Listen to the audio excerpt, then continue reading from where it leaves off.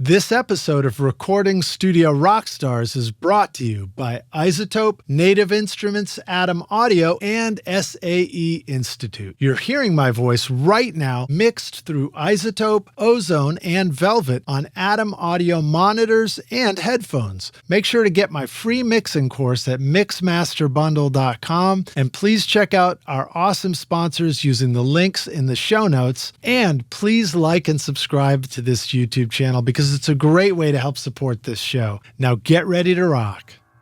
There's a lot of singers that are quite famous that can be very insecure in the studio, especially if they don't feel that they're singing on their game. And it's my job as a producer to not, coddle them, but to let them know that I have your back, because at the end of the day, if you want to know the truth, all I care about is the vocal.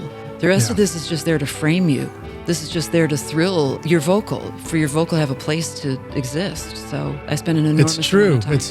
It's difficult to swallow sometimes as a guitarist, but it's true. It is true. Well, if it's not true, that's not to say that the guitars aren't so important, but most people really are listening to the vocal. The vocal tells the story. The vocal tells the story. And even if it's a kind of singer that truly doesn't care about their vocal, I care about their vocal.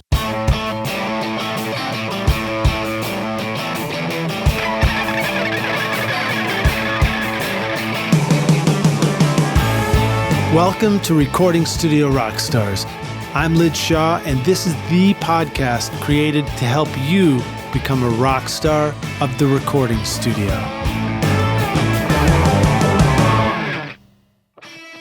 At Isotope, mixing and mastering just got even smarter. Velvet gives you silky vocals with sibilant slurn de-essing, dynamic tone shaping, and D-click, all in one plugin. And Ozone 11 now includes clarity, upward compression, and AI-powered stem focus to help you master like a pro. Use code ROCK10 for 10% off Ozone or any of Isotope's incredible plugins at isotope.com. Howdy Rockstars, it's your host Lid Shaw, and welcome back to Recording Studio Rockstars, bringing you into the studio to learn from recording professionals so that you can make your best record ever and be a rock star of the studio yourself. My guest today is Trina Shoemaker, who was born and raised in Joliet, Illinois. Over the past 3.5 decades, she has produced, recorded, and mixed hundreds of records. A 4-time Grammy Award winner and 6-time nominee, she's the first woman to win the Grammy for Best Engineered Album, Non-Classical. Her credits run the gamut from Queens of the Stone Age, Rodney Crowell, Charlie Crockett, and Iggy Pop, to Sheryl Crow, Brandi Carlile, and Tanya Tucker. Although audio engineering is a passion, writing songs and playing musical instruments are not. Instead, while her ears are busy in the studio recording music, her imagination is busy creating characters, narratives, plot lines, and dialogues as she travels through the hidden workings of songs. These stories have actually culminated in the creation of her debut novel, Bury Me Alive in Your Sugar. Trina lives on Mobile Bay in Fairhope, Alabama with her husband, singer-songwriter Grayson Capps. A big shout out and thank you to Tyler Bryant for making our introduction. Thank you, Tyler. Please welcome Trina Shoemaker to Recording Studio Rockstars. Trina, are you ready to rock? I'm ready to rock. And thank you. It is so great to have you here on the show. Thank you for doing this with us. You're welcome. I'm glad to be here. And yeah, thank you to Tyler. I worked with him just recently on Rodney Crowell's new record that is not out yet. He produced it, and I recorded and mixed it, and we became fast friends and compadres, and he's terrific. He's a talented dude. He's been on the podcast. I can't remember if we did it one or two times, but his guitar playing is pretty fantastic. Yep.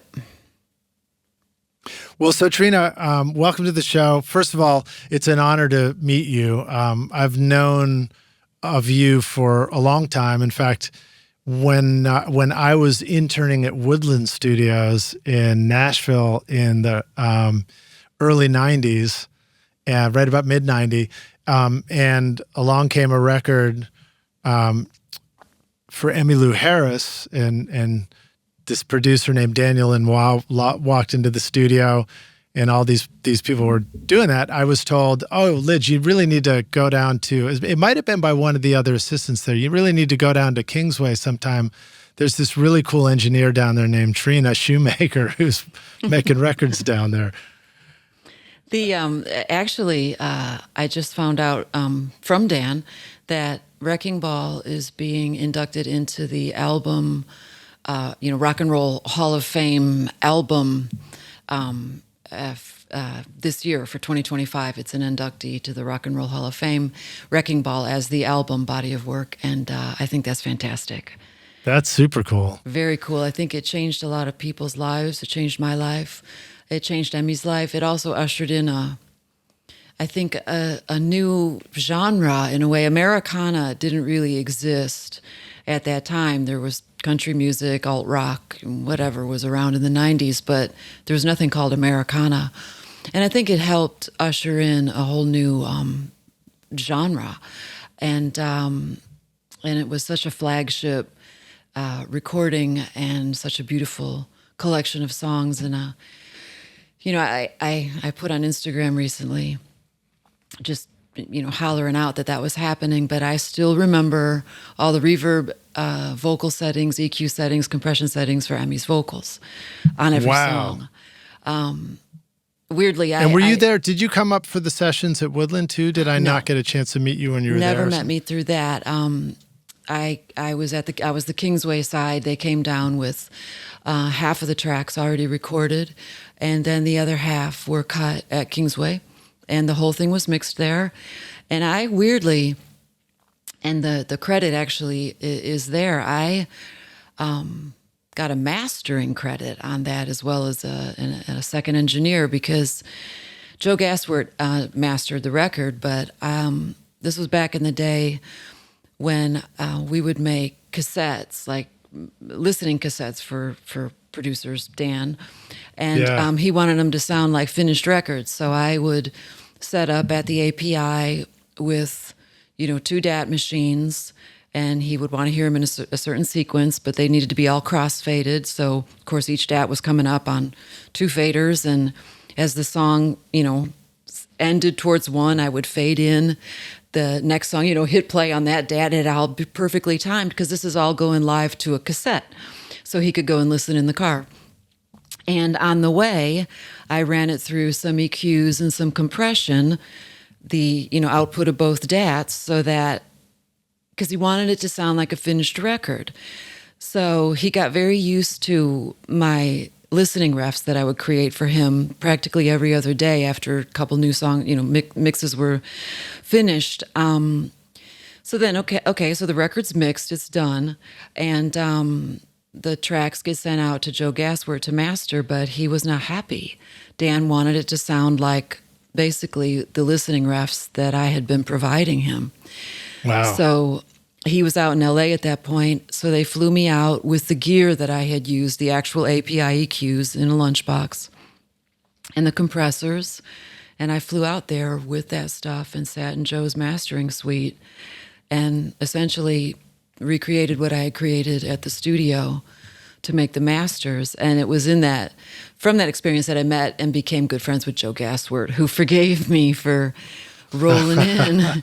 It was Dan who wanted it, and so that was just stuff like that just doesn't happen anymore. Listening refs aren't made like that anymore, and all of it recorded into like the Sony little tape machines that had the little VU meters on them. They were like the pro quality tape cassette recorders, and anyway, DATs were all the rage, and anyway, so yeah. I bet you missed those terribly, right?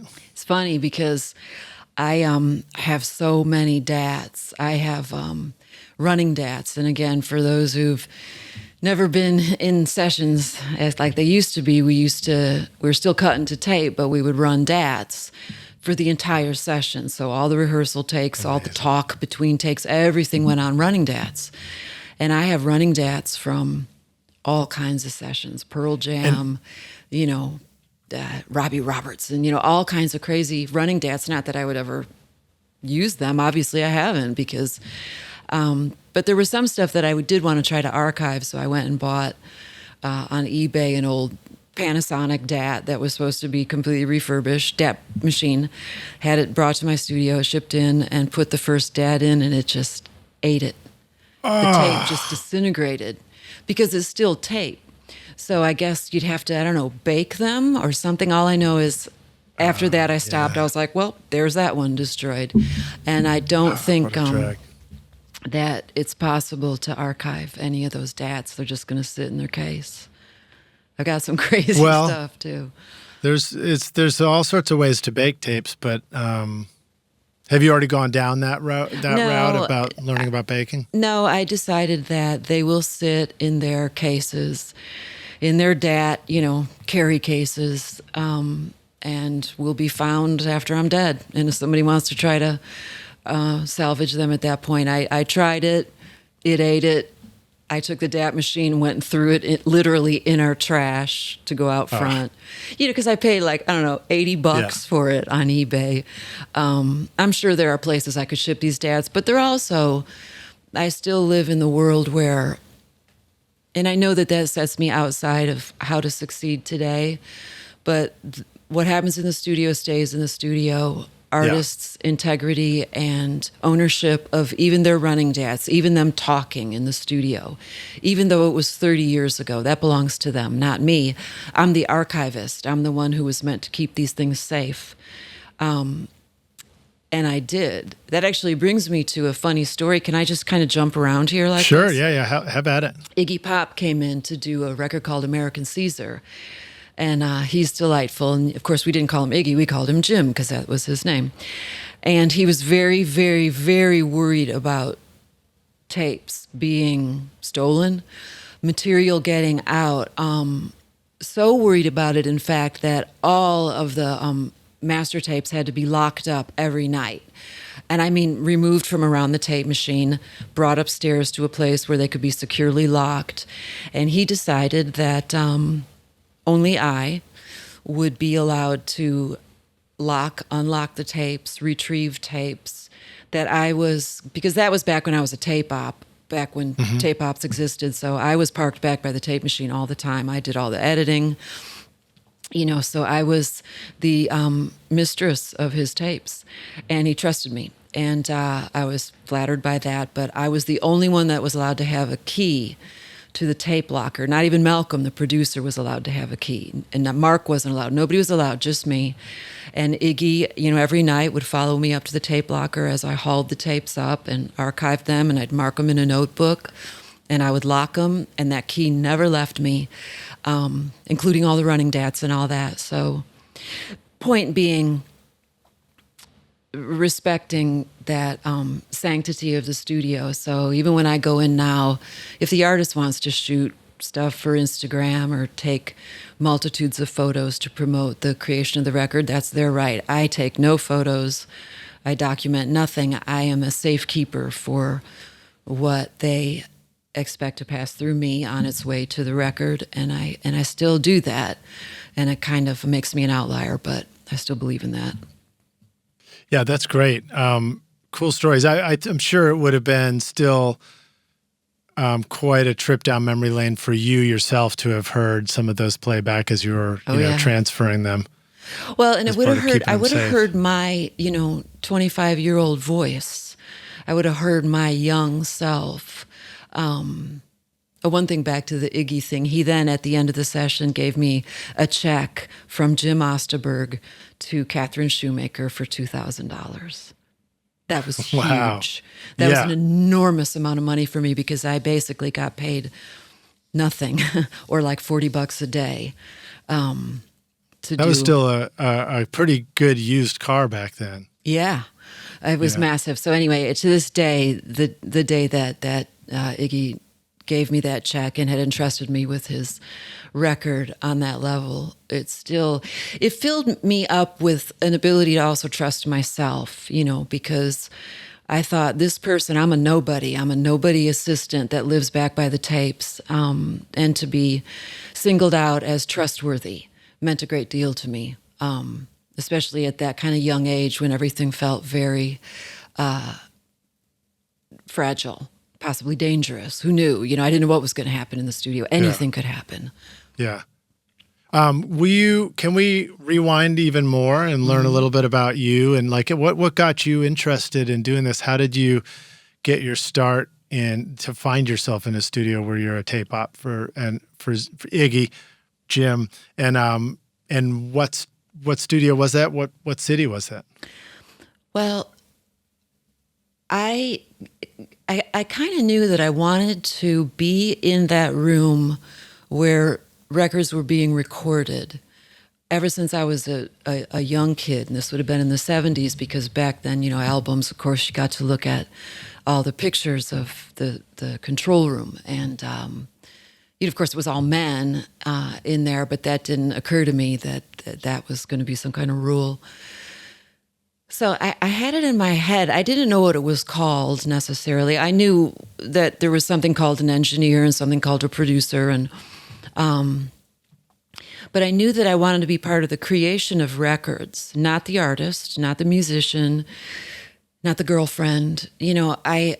Because I wanted to, as I listened to music, and I listened to a lot of music in headphones as a little kid, an enormous amount of music I would hide in the headphones is where I spent a great deal of my childhood in a pair of headphones. And I wanted to understand how it got there, like how the thing that turned up in this ear got to that ear, and how was this only in this ear, and this only in this ear, and this in the middle, and like trying to understand. And I did not come from a musical family, and I knew nobody whatsoever in the music business or anybody who made records. So I was on my own to make up kind of what I imagined. But did you have a nice, like a hi-fi system? Yeah. Is that why you had headphones and all that? Yeah, my dad always had a really great stereo. My dad was a great lover of music, but not a musician. So, from Jesus Christ Superstar soundtrack to the Ink Spots to Sly and the Family Stone to he listened to an enormous amount of music, Paul Simon and Garfunkel, Three Dog Night, like all really cool music. And we had a real cool stereo and records, of course, and headphones. They were the big plastic 70s looking headphones, but they were top of the line at the time. Yeah. And I was also enthralled with the escapism associated with music that most people are, the individualized sense that I got that song was written for me, and that I could own it in that way, that it didn't matter if the artist never met me and I would never meet the artist. That song was created specifically for me. It spoke directly to me. And even younger, as a very, very little kid, when I got my first turntable, I think I was 4. And there was, strife and drama in my family. And I realized I had a great epiphany where I realized that once I started the song, and it could be my favorite song, and within that favorite song, I would have favorite parts. I could lift the needle and go right to my favorite part and set the needle down, and I would hear it, and it would be there. And I could lift the needle up again and put it back and put it down either at the start or at my favorite part. And it would be there and I could hear it and I could do it again. So I understood that I could count on songs and recordings of songs to protect me and to give me a place where I could always go. And it would always be there, no matter what else was happening outside of me. You're not going to the beach, somebody's in a fight, somebody's drunk, like whatever was happening outside of the headphones didn't matter, because that could all change with a mood, a fight, a drunken adult, anything. But what never changed was the fact that the needle in the groove was going to give me what I needed. And that would probably be the first time I realized I need to understand how it got in there, how what got in the groove. And so I was kind of already postured to immerse myself in music without any of the kind of technical understanding of what was going on. And there's another very, very crucial thing, and I need to just reach in for a photograph, which is right here, and show it to the camera, because it will give a context. One moment. Great. Dreaming of a career in audio or the entertainment business? SAE Institute Nashville, in the heart of Music Row, offers hands-on programs where you'll learn on professional-grade gear with industry pros, learning through real projects, not just lectures. Explore studio production, live sound, audio for film, and a whole lot more. Or take the entertainment business program to learn about contracts, promotion, and more. With diploma, associate, and bachelor's programs, there's a path for you. Book a tour today at nashville.sae.edu or call 615-244-5848. Let me make sure I get it in here. This is my late father. Oh, the lights kind of, I think that gives it. Is that Motown? No, but it might as well be. So this is Robert Shoemaker, who passed away very recently, and it broke my heart. It always will. My dad, I said that. My dad worked in a control room, but it was sorry, that's me kicking my mic. Don't kick your mic. It was at a natural gas dispatch station for Tenneco, which, so he was a dispatcher for natural gas pipelines. He worked on the pipelines as a dispatcher, and where a lot of the pipelines are above ground, but the control room was below ground, and it was called a control room, and that's where they controlled the routing of all the natural gas through the pipes. And you would go down there, and it was safe, and it was secluded, and it was cut off from the rest of the world, because, of course, if the pipes blew, you didn't want your crew to die. Yeah. Right. And they had big meters, and they had a control board. It was called the console, and it was up on the wall, and it was like a giant light bright, and it traced out, again, this is the 70s, before digital, so it traced out all the pipeline from Alaska all the way through, into Illinois, and down into the South. And so it had a control room, it had a console, it had it had big meters. And so as a kid, my dad would work midnights, and my folks were divorced, and so I would go to work I could go with him, and I could hang out in the control room most of the night while he was there. You could sleep on a little cot on the floor. And I felt very safe in the control room, very protected. And it wasn't until I was actually had access to a real control room that I realized that I had just recreated the two aspects of my youth that brought the most comfort, which was the control room and its safety and its seclusion from society at large. And sleeping under the console. Sleeping under the console. And music. And so that was the backdrop. That was the kind of fertile soil that brought a young woman in the 80s to seek out how to get into the control room, into the studio. And so, of course, I marched myself to Los Angeles when I was 19 and applied at Capitol Records straight away, marched right up to the big circle building in Hollywood, and asked if I could work at the studio. Of course, I had zero skills, and they didn't hire women. They said that flat out. And how old were you at that point? 20. And 21, actually, 21. And they said that I should go up to HR, and I did. And they said that since I knew how to type, and I was an excellent typist, that I could be in the temp pool, secretary temp pool. So I was hired into the temp pool. Wait, did you just say a moment ago that they told you they didn't hire women for the studio? Yes. Did you say that? Yes. They really said that to you? Yes, but that wasn't unusual because this was the 80s. Wow. And I now know that there were other women, but there were only like 4. There was Leslie Ann Jones, there was Susan Rogers, there was Sylvia Massey. But there was no internet. I had no knowledge of these people. I had no way to know that there were other women who actually were working in studios. It was so far and so rare, and I didn't even care. We don't hire women in the studio. It never occurred to me that was odd, because it wasn't odd. Right. So no, I was not. I'm not a DEI hire. If any of you Doge people are interested, I hope you are.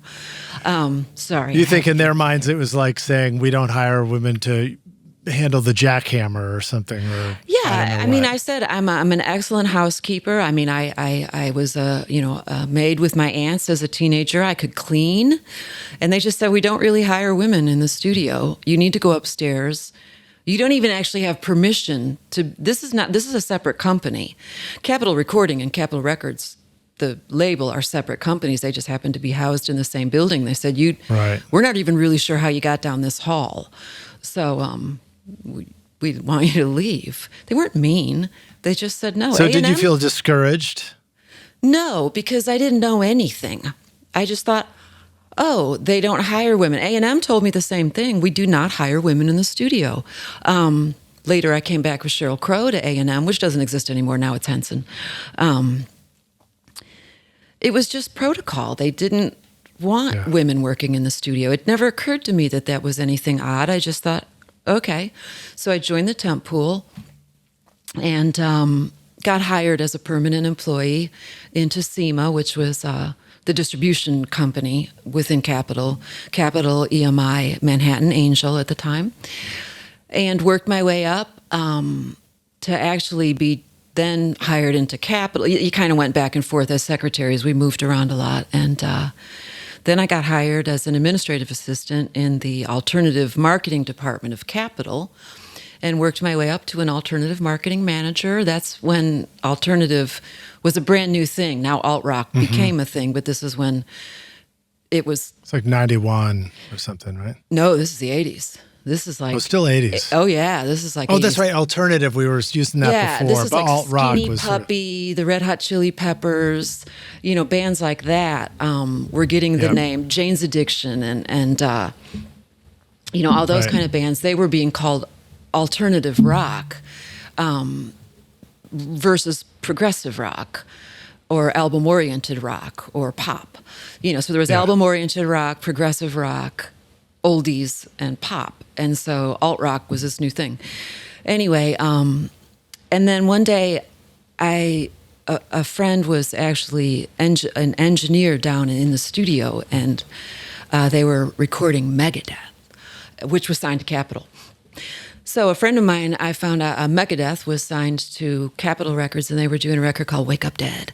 And the engineer on that record, it just so happened it actually wasn't in Capitol Studios. It was at another major, at Sunset Sound, as a matter of fact. I think it was. Anyway, everybody knew that I wanted to be in the studio. I mean, I got like the... It's called the Audio Cyclopedia. It was a book that taught you everything about recording that was around in the 80s and the 90s. I ordered a copy of that. I had, instruction manuals. I was trying to teach myself by myself. But again, there was no internet, so there was no I'll Google that. And he knew I wanted to be in the studio, so he invited me down to the Megadeth session. And I had met Dave Mustaine and Dave Ellefson at Capitol several times, and they were very nice to me, and so I knew that I would be allowed in because I was one of the label people.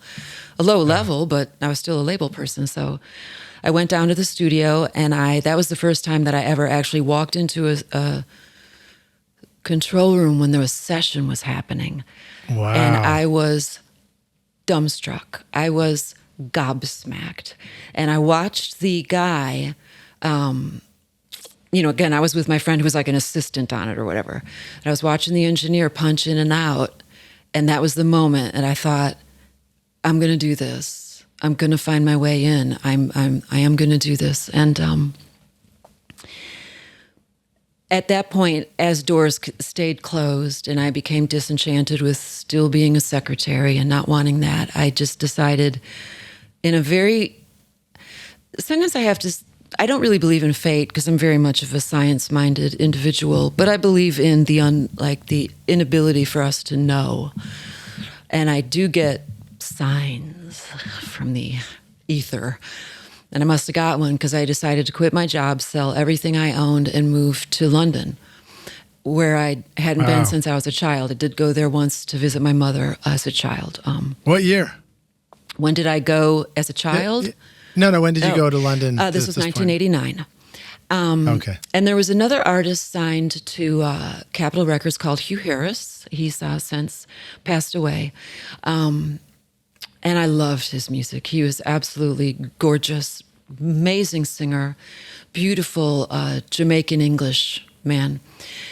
Anyway, that's not really the point. I decided to move to London, and I did. And I got a job at the Portobello Gold as a bartender, a barmaid. And, did you know much about the music and recording scene in London at this point? Nothing. I didn't know anybody in London except for one person who I knew back in Chicago before I left for Los Angeles. When I turned 18, I moved out of the house. I moved to Chicago. I worked at an ad agency called Ogilvy and Mather for about 9 months. And I worked illegally at Cabaret Metro Smart Bar, underage, and then moved to Los Angeles. So I remembered Kate, who was an English girl, and she lived in London. And so she had been living in Chicago. Anyway, so that was the one person I knew. So I decided to move to England, and I did. And I lived in a cold water flat in Earl's Court, and I worked at the Portobello Gold. And I was working one night, and a man named Tarquin Gotch came in, who was at that point a manager of very famous bands, XTC, and he was a very successful manager. And he also managed Hugh Harris, and he asked me what I was doing. Why wasn't I at Capitol Records? I was just there several months ago. And I said that I quit the label. I didn't want to be a secretary anymore. I wanted to be an engineer. And meanwhile, I'm pouring your Guinness. And he said that his office manager was leaving for 6 months to have a baby and something else. And would I come in and manage his office for 6 months? As the office manager. And I said, well, then I'm just a secretary again. He said, yeah, but you can live in my flat because I'm going to America to produce the music for a movie that was Home Alone. I didn't know that then, which was, of course, a big hit. Right. And you can live in my flat. And I was like, okay. And he agreed to pay me £2,000 for 6 months, which again was an enormous amount of money for me. And I got to live in his flat for free. So I did that, and lo and behold, this is the point I'm getting to. In the downstairs flat, Hugh Harris had a studio set up, and it was early digital performer, and he had a Tascam 1-inch and a little console, and he was downstairs recording demos for his next record, because his first record was already out on Capitol Records. And he liked me, and he found out that Tarquin had run into me and hired me to be in the office. And he came up and said hello, and I said hello. And he said, hello, love. And I said, hello, Hugh. And later on, I got up my nerve, and I went downstairs, and I knocked on the door, and I told them all, big Jamaicans, that I wanted to be an engineer, and I wanted them to let me in, and I could clean and run for them, and that please don't, want to have sex with me. I mean, it's okay if you do, but, if that's where this is going to go, then then your answer to me, of course, should be no. You can't come in here. We don't want you here. Right. But they were delightful. They were so sweet and kind. And believe me, I wasn't like some prize. I was pimply and thin and insecure. And they said, no, if you want to run for us and clean for us. And Hugh said, I'll teach you to record. I mean, they flirted with me. Cool. It wasn't but that was fine, and I flirted back, and that was fine. But they never were abusive or weird. And Hugh Harris started teaching me to record in that basement flat in London. And he told me, you can do this, and he made me believe that I could. And he taught me how to punch in and out on that Tascam. And he told me, don't punch my breath, wait for the consonant. And he told me taught me really high level stuff. And then he left and went on tour with Sinead O'Connor for her hit record that had the Nothing Compares to You and all that. And I moved back to Los Angeles after hitchhiking around Europe and hitchhiking from Amsterdam to Istanbul back in the day when you could do such things. And I went back to Los Angeles and I signed up for a recording school for 6 months that cost $2,000. And learned how to patch and solder. And again, there was no digital stuff then. Pro Tools didn't exist yet, or if it did, I wasn't aware of it. And then I left New Orleans with $300 and moved to New Orleans. I left Los Angeles with $300 Right. and moved to New Orleans and started cleaning studios for a living. And Now, that's how I met. why New Orleans from LA though? Was there something? Did you know that there was a studio Nope. to go find something at? Nope. I went to New Orleans because that's another reason. I don't know why I went to London. I just kind of picked it. Yes, I had been there as a child. My mom had lived there for a little while. My friend Kate, she wasn't in the music business, lived there. I knew a name. And I chose New Orleans out of a romanticized notion of the South, a place I'd never been. I wanted to live near water. I didn't want to go back to Chicago. I didn't want to go to New York because that would be as competitive as Chicago. I'm not even sure I'd ever heard of Austin I thought New Orleans, that has a lot of music. I loved New Orleans music. I loved the Meters. Mm-hmm. I loved Wild Child. In other words, I was aware of New Orleans music. And I also had... The Wild Chapachulas? yeah, and I had read, Cormac McCarthy. Like I had read different things that made me kind of think of New Orleans very romantically, even as a kid. From synths to strings to studio guitars, Complete 15 has it all. Native Instruments' flagship bundle gives you everything you need to create pro music in any genre, with cutting-edge instruments like Contact 8, Massive X, battery, guitar rig, and session guitarist for lifelike electric and acoustic guitar parts. Use our code ROCK10 for 10% off at nativeinstruments.com or get started with Complete Start totally free. What's Cormac McCarthy's New Orleans I don't even remember book? what book. It might have been The Traveler or The Travelers. Okay. The Passenger. I think that was Passenger. it. Or it might not even have been that one, and I'm not even sure it was Cormac McCarthy. New Orleans had seated itself somewhere in my soul, somewhere that I can't put my thumb on. And I think it was from when I was quite young, pictures of it, ideas of the Gulf. I grew up in such a cold place. I grew up outside of Chicago, and so I had an idea, and I don't know. I just picked it, and I knew there were studios there. And it's straight south. I mean, isn't that the Chicago New Orleans Express train? That is the Spirit of New Orleans. Spirit of New Orleans. Is it? No, hang on.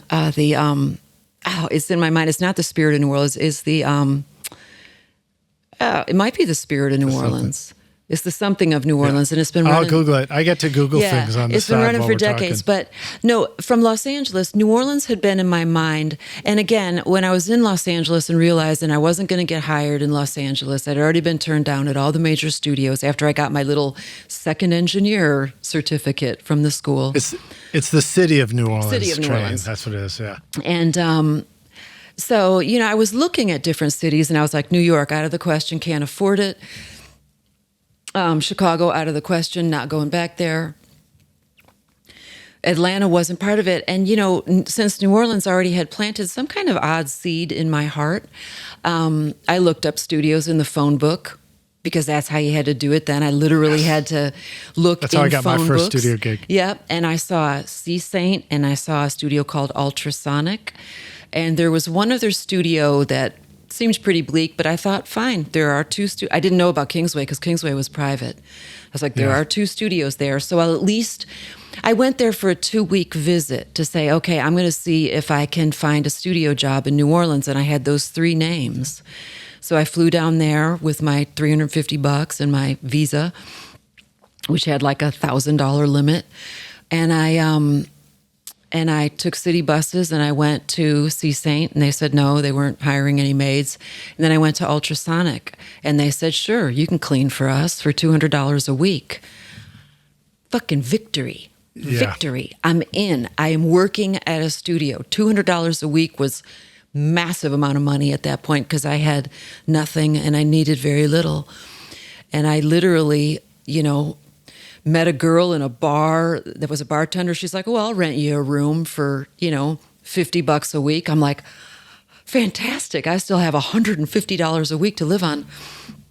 And I started cleaning that studio, and then I started cleaning other studios, and that was my way in, and that's how I got in at Kingsway too, as the maid. That's awesome. I was the great so awesome. maid that wanted to be an engineer, and that's how I ended up. I specifically remember that $200 a week era. That was full time, $5 an hour. Yeah. And it was, and you could absolutely live on it. I think my rent was $150 a month at that time. And actually later. I didn't have, I had a car, but I had no insurance for it. I had no health insurance. I cleaned, and I cleaned the studio in the morning, at night, but they basically, I was the runner too, but they didn't want to call me a runner at Ultrasonic. They wanted to call me the maid. But I was welcome. They knew there was an engineer there named David Farrell who works to this day and is a delightful, wonderful, extremely talented engineer and producer.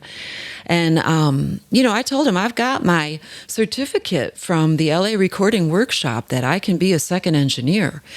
And, he started teaching me about the patch bay. And it was certainly, when my cleaning was done, I was welcome in the control room to sit in the back and learn and absorb. And so I wasn't, nobody blocked me. Nobody said, "You're the maid, sit outside by the toilet." Everybody was very, very nice and open, and I worked very, very hard. Harder than... Big studio, multi-room studio? No, it was a single-room studio, but it's no longer there, but it was wonderful. Gatemouth Brown came through, Irma Thomas, Rounder Records did a lot of work there, a producer named Hammond Scott. Of course, I didn't know who a lot of these people were, but,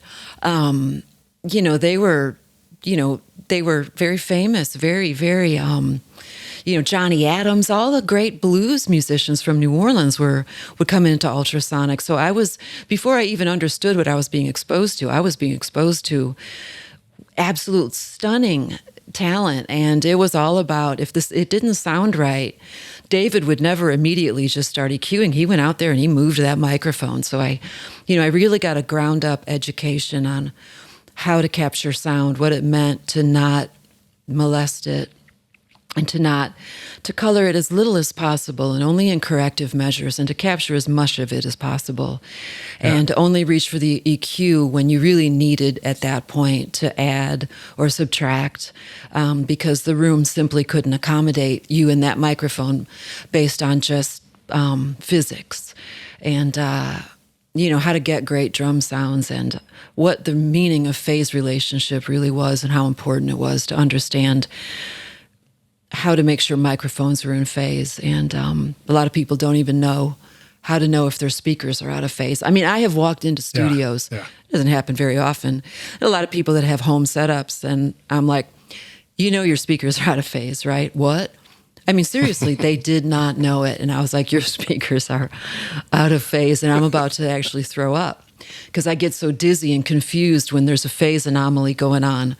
Now, of course, you can just blow it up on the waveform and look at the phase and put it back in phase. And I'm grateful for that. It makes life easier. But there was a time when you really had to study it, and the speakers hit the phase button. You're like, that's better.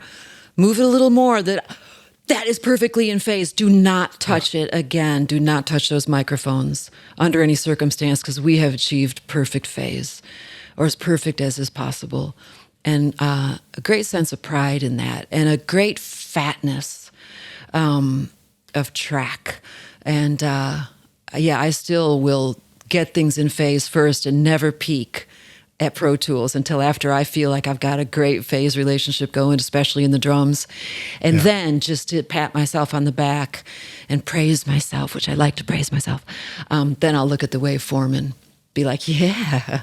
Then I'll have other people run over and say, look at that, how perfect that phase is. Do you find that the visual representation of phase is as insightful as trusting your ears on the phase? Or do you think it, like, visually there could be wiggle room? Like, an example for me, visually, if you were to scoot a bass note around and visually line it up with drums, it can make the bass sound on top of the beat.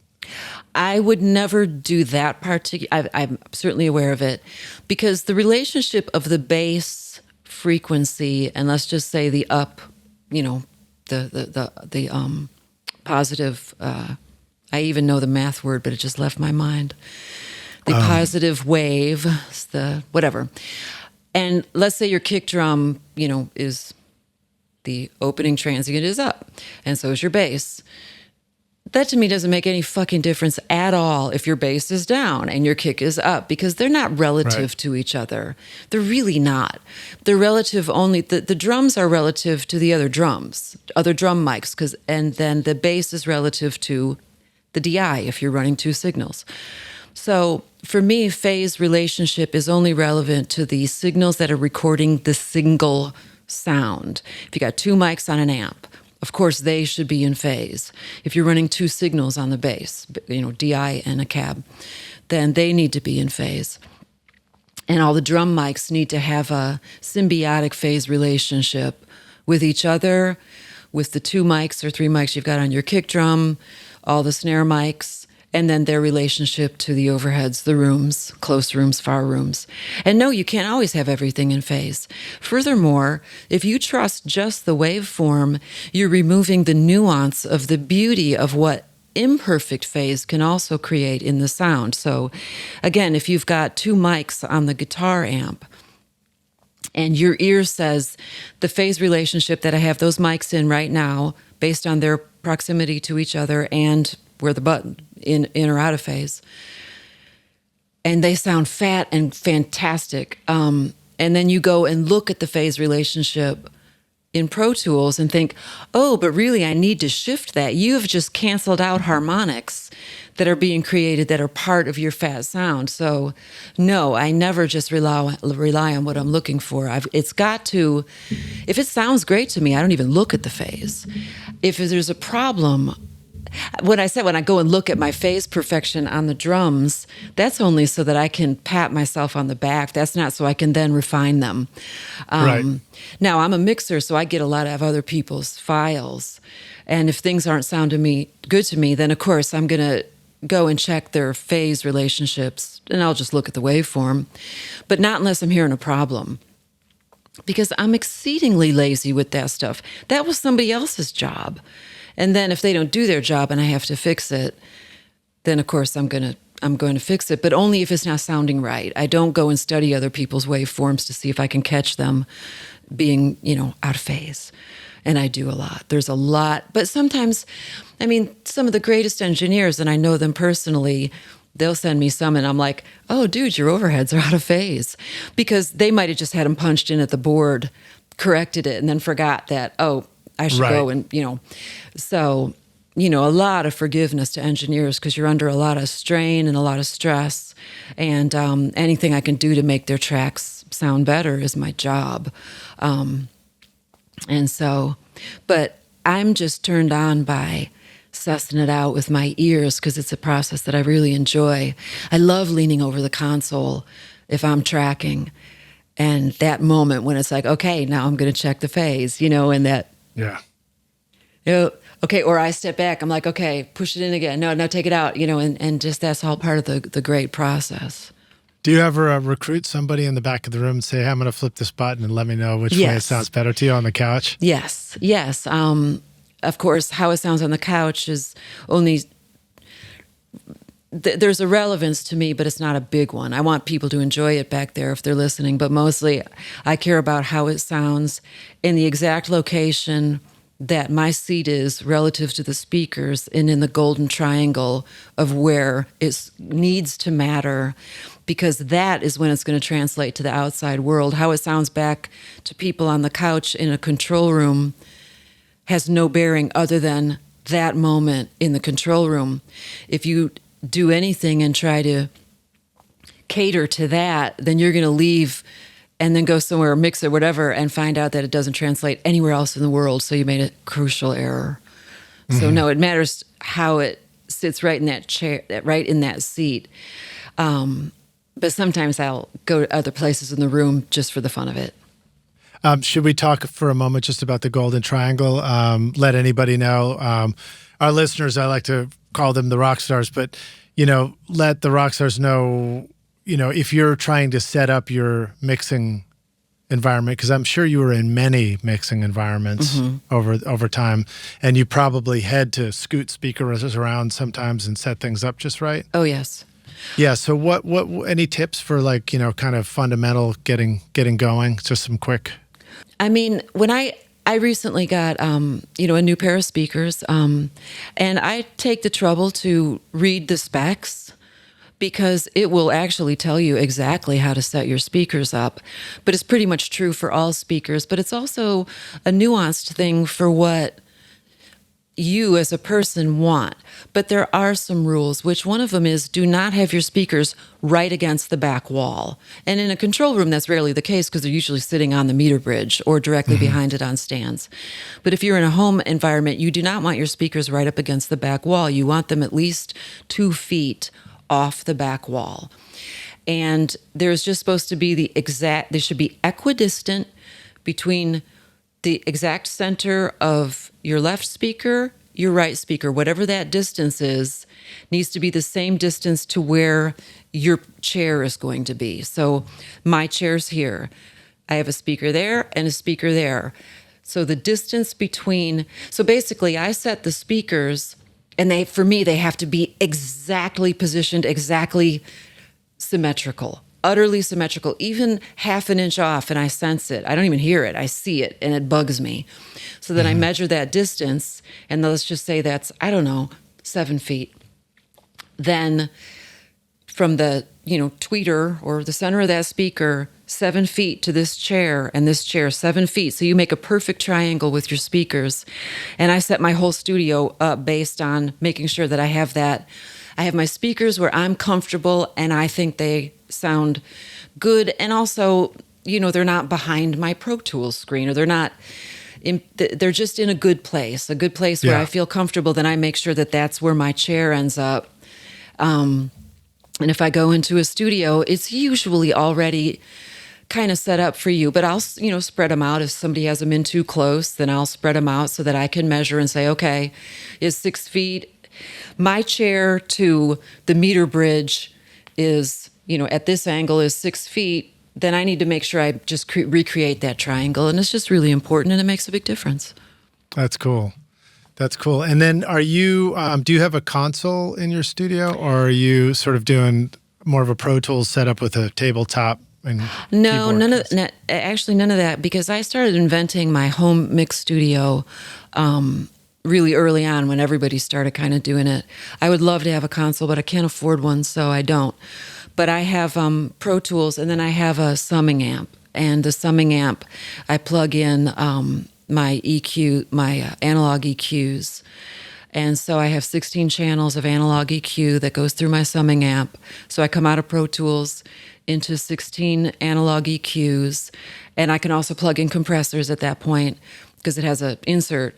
And then the output of the summing amp is stereo, and I print that back in. So I have an analog limiter over here. Everything, I essentially have a 16-channel analog console without the faders. Awesome. So it's all analog over there. So I'm running kind of both. It's all of my EQs are analog, compression is analog, and my bus limiter is analog, and then I print back into the session. And it's what I can afford. And it reminds me of the old days because, it just means that if I want to use my beautiful original 550, and this is even before 550As, it's a 550. It came out of an API console. It is so old and gorgeous. And I want that EQ on a track. I pump it through, I EQ the track, I print it back into Pro Tools, then I can reuse that EQ in the mix. So I'm constantly re-recording people's tracks they send to me with the EQs that I want back into the session on a playlist, of course.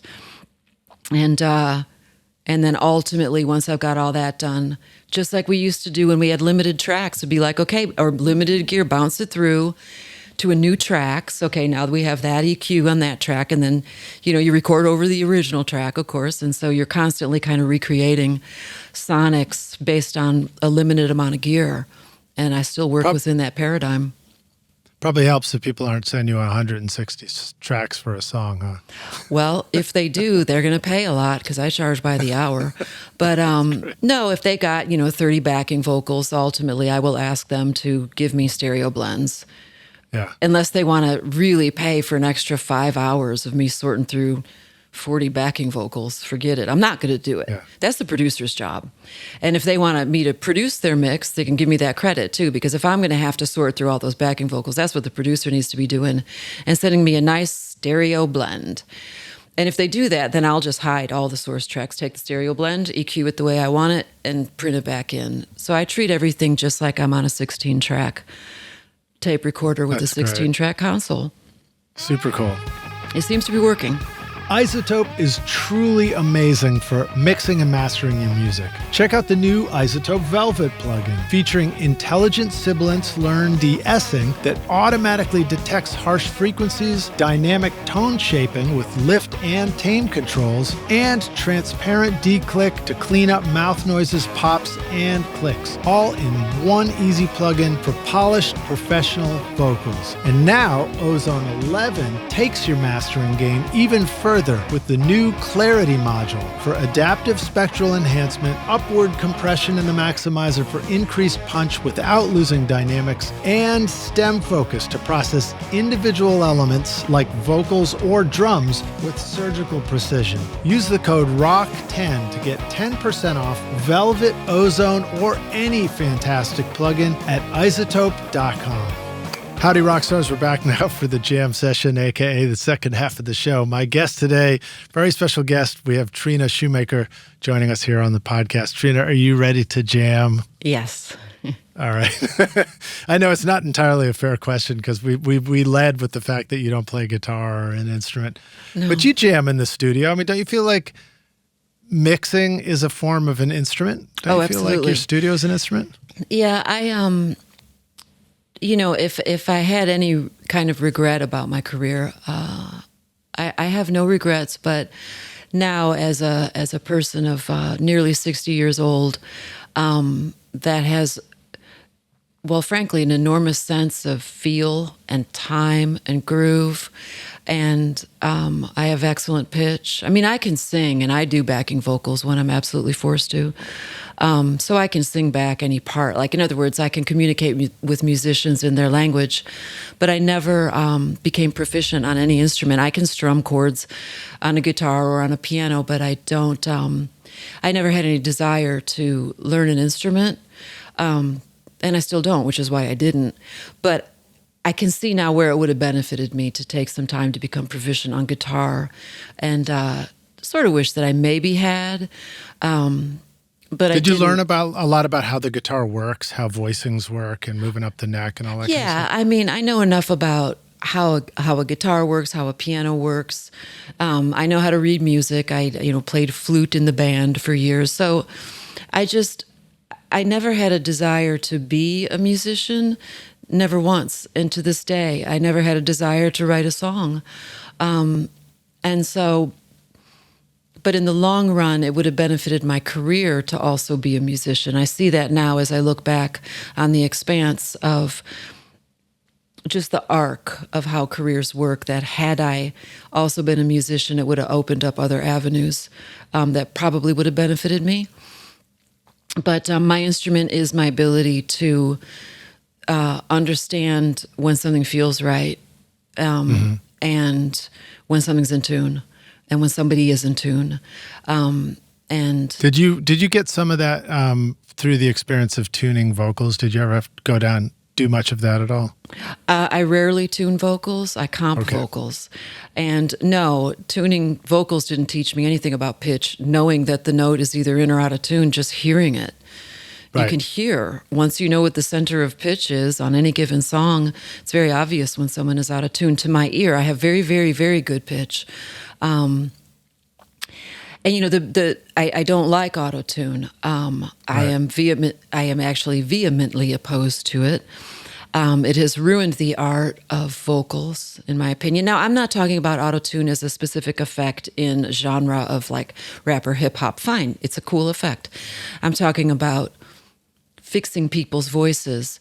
See, because the beauty of a great singer is they'll be singing, and there may be a few notes in a line that are slightly out of tune, but then they land the big note, and it's perfect. So the listener is like feeling it, and then when it gets a little wonky, you're like, and then they land it perfectly, and then you're relieved again, and you trust them.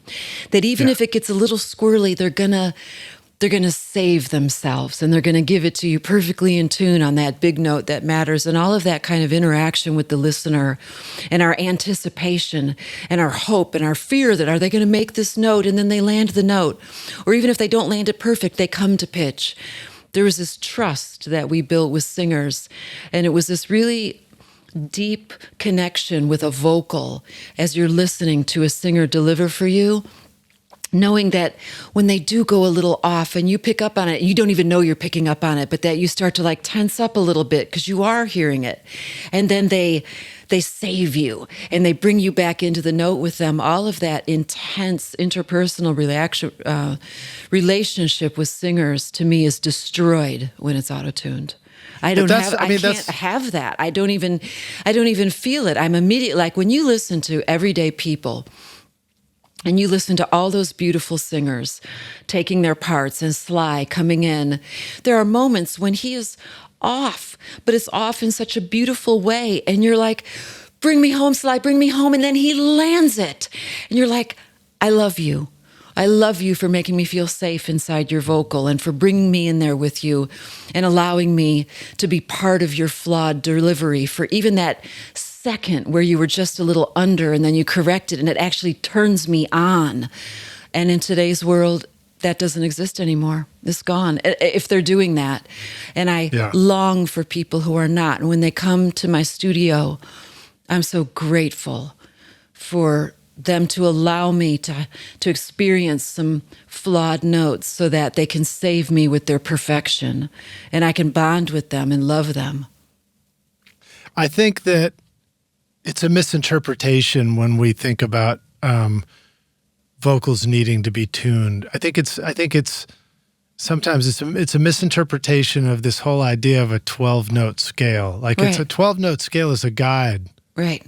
You know, and it's like beautifully written music has tension and release in it between those tonal harmonies, and it's missing the beauty of music to think that all the stuff in between those 12-note harmonies is not also part of the tension and release and useful music. Can you imagine like bending blues notes where all the bends are taken out? It just wouldn't be blues anymore. No, right? And it's all, I mean, again, a great singer is very rarely off key.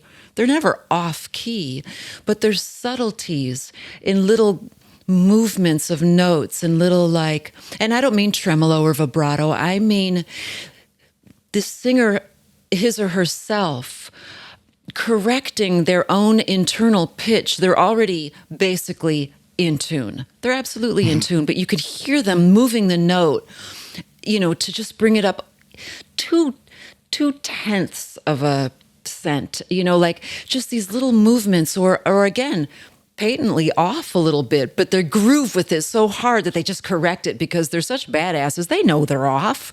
They can hear it in their head, and then they fix it for you in that next second. And you're like, thank you, James Brown, for just once again showing me what a badass you are because you just knew in your heart, ooh, I'm a little off, I'm going to fix it. And all of that personality and all of that engagement with the listener is just it's been killed. And I'm sad about that. And I will always be sad about it. I will not tune a vocal. If it is not in tune, it will either send me some, if necessary, and I'm the mixer, please send me your vocal playlist and let me find a note that's in tune. And I will comp it in for you since your producer was obviously inept and was not able to.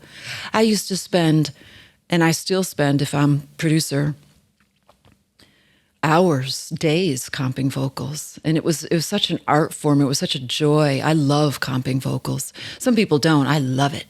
And I'm good at it. And that's how I got a lot of work. That's why Sheryl Crow kept me around for as long as she did. I comped the shit out of her vocals. And she would sing it 4 or 5 times and leave. And she'd go ahead, treetop. And I would put it together for her.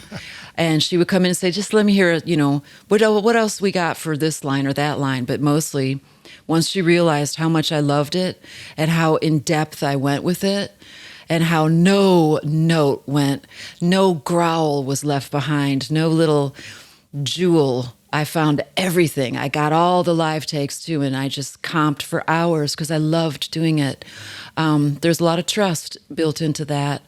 And so it's a skill set that a lot of people don't even realize exists anymore. And shit, we used to do it on faders.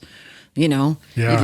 you remember lining all the vocals up, comping to the new track. You'd have to put tape on the faders because, you knew this one, the optimum level couldn't go past here on this fader, but on this one you needed to go, 2 dB higher for it to so level you're matching level as well between takes. Well, yeah, for a whole line, you'd have to rehearse the line. And if you're having to move really fast and you knew that, track on, channel 21 for this line needs to, the terminal volume needs to stop at X or whatever, and on 23, the terminal volume needs to be quite a bit lower. You're moving so fast, it's impossible so you just, for that line that you're about to comp onto the new track, you'd put tape to stop you so you could go shoom, shoom, shoom, and not have to worry, I overshot it, now it's too loud, I got to rewind and do it again. I mean, every line or each verse was all rehearsed in advance before you bothered to print it to your comp track. Oh, when you're talking about the tape, I'm even thinking about the two versions of that. There's the one where you put the tape on the side and you put a marker as a guide. Yes. But then there's the one where you put tape across the fader where you can't actually go past it, yes. right? So when you're moving really fast on a certain line, if you got to go like between, I don't know, the day was long and we went, and you're having to move between 4 or 5 faders, almost word for word. Yeah, you got to put your terminal stops across and then rehearse it and then do that. And then, of course, take those off for the next line and figure out. I mean, it was on like Wrecking Ball, for example, all of that was hand comped on the console on the API, and which is exactly the process we were using, and all the records from that era.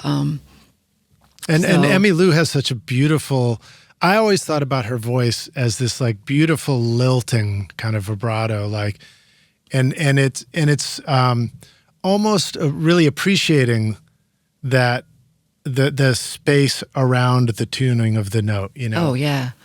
And I have a cousin who sings like that as well, and I love that kind of singing.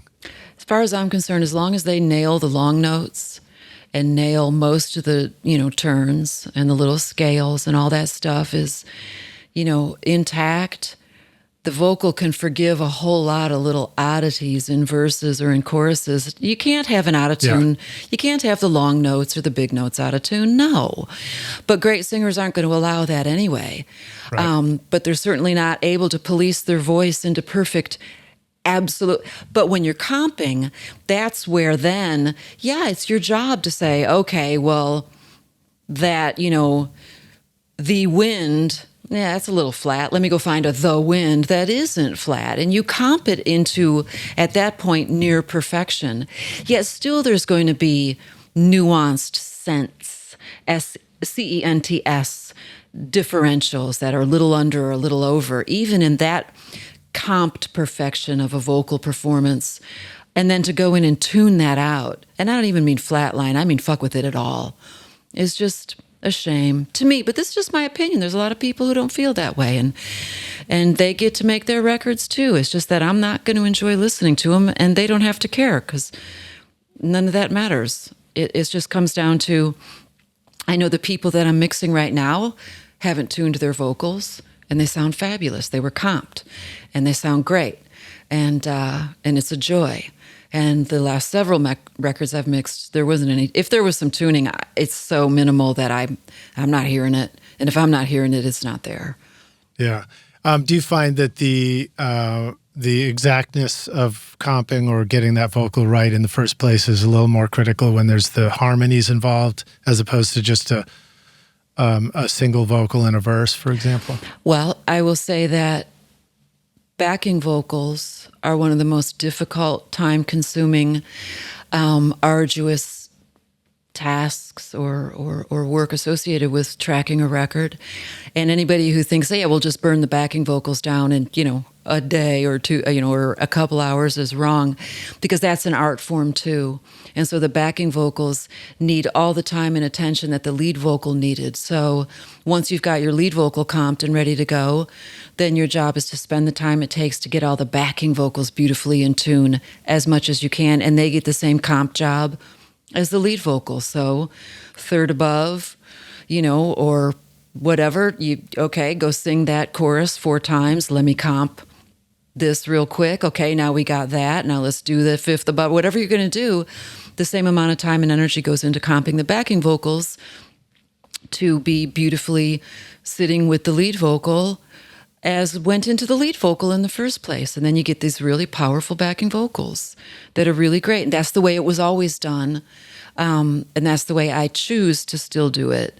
Now, again, other people can just sing it once and tune it and, use, AI to lock it into things for all I know. I don't know, because I insist on keeping my world with one foot firmly in the old analog days. And I certainly use tools, Pro Tools. I record digitally. I miss tape only because it was sexy and awesome, but I don't want to track on it anymore. It was hard. It was a lot of work.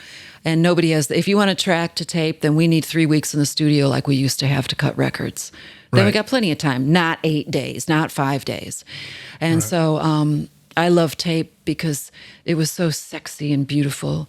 But, the fact is it was a lot of work and there was a lot of error. I want to just mention something. I had talked before about my process of how I will take, a guitar, for instance, if I'm loving the way that the EQ, that my API is sounding, but I actually need that EQ for something else. I'll take the guitar, run it through my API and print it back in. And people say, well, why don't you just use the plugin? Well, I could. I have all the API plugins too.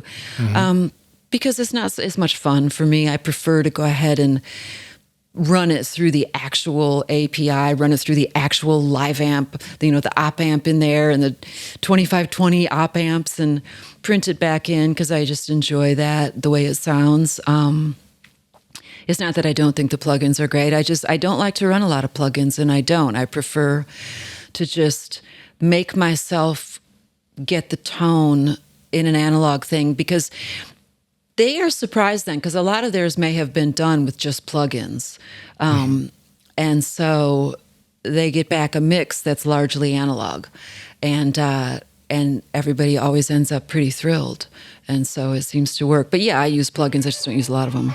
Are you ready to launch your career in the audio or entertainment business? SAE Institute Nashville, right here in the heart of Music Row, offers hands-on programs to prepare you for the industry, from studio production and live sound to audio for film and a whole lot more. You'll learn by doing, working with professional-grade gear alongside experienced industry pros. If you're more into the business side of entertainment, SAE's Entertainment Business Program teaches essential basics like contracts and promotion to help you navigate the industry. With diploma, associate, or bachelor's degrees, there's a path for everyone. Plus, Career Services supports graduates as they take the next step. Want to see it for yourself? Immerse yourself in Nashville's exciting music scene and book a tour today at nashville.sae.edu or call 615-244-5848. It's a great reminder, because I remember the time when we would do, we'd have a home studio and we might be doing demos before going in to do a label album, and we would rent. It was the era of renting gear, and it's delivered to the door in LA or Nashville, and you're like, oh my God, that's an 1176. I mean, that's a 1073, and we got 1176s, and we got LA2A, and we're going to run everything through everything. And it's a really thrilling process. And there are some things like you learn, like, you run it through that distressor and reprint it back, and then you squash the crap out of it. And later you realize maybe you shouldn't have squashed it so much or whatever. Well, but it is fun. To your point, it is the sexiness of, it's more sexy than using a plugin. It is. And I remember the days when, engineers also used to show up with their racks of gear at studios, So I remember David Leonard showing up in Nashville somewhere with 3 racks, and I was actually working in a different room, but, I went to peek to see what he had, and it was just a fun time. But at one point, this is one, being a woman in the studio was fun. I got a T-shirt made that said basically "my rack" across my boobs, and it showed up. I'm like, I got my rack, ready to roll. So, of course, I can't do that anymore because, well, now actually I can again. But that, I guess, it was only funny in the '90s, and right, in the 2000s. I still have a T-shirt. I love hearing you talk about the vocals, and I think I would be remiss if I didn't push that a little further. So let the rock stars know some thoughts and tips you have for when you find yourself in the engineer producer's chair and you're like, all right, I need to get vocals that are great enough that I'm not using tuning stuff, but how do I help this artist get in the comfort zone, deliver great vocals? Maybe they don't have all the experience in the studio. What stuff would you want to say about that? Same with BVs. Right off the bat, when I am, producing and tracking, because I only track for what I produce, with the exception of Tyler, I agreed to track and mix that record with him producing, because Rodney is a friend that I've had for decades, and he asked me to do it. Otherwise, if I'm producing, I'm tracking. The very most important thing, and the most important signal chain, and the thing I spend most time on, is before the singer ever arrives at the studio, I am in the vocal booth or wherever it's going to be set up. I am on their microphone. I am singing into their microphone at full voice, and I can sing well enough to mic check it. There's no check.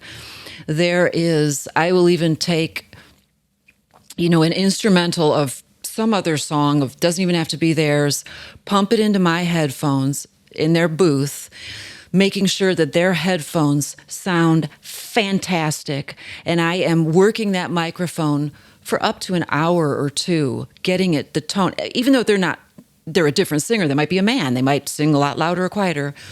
I get it to where that microphone sounds so good in the headphones that when they do show up and it's time to start tracking, they walk up to their microphone, they put their cans on, they're like, hey. They're like, oh, awesome, ready to go. I mean, I just make sure that there isn't going to be any hang on or it'll sound better. Oh, sorry, headphones always suck. I make sure headphones sound fantastic for all of the artists, because I believe that when they're tracking, they should be already hearing what their record's going to sound like for the most part.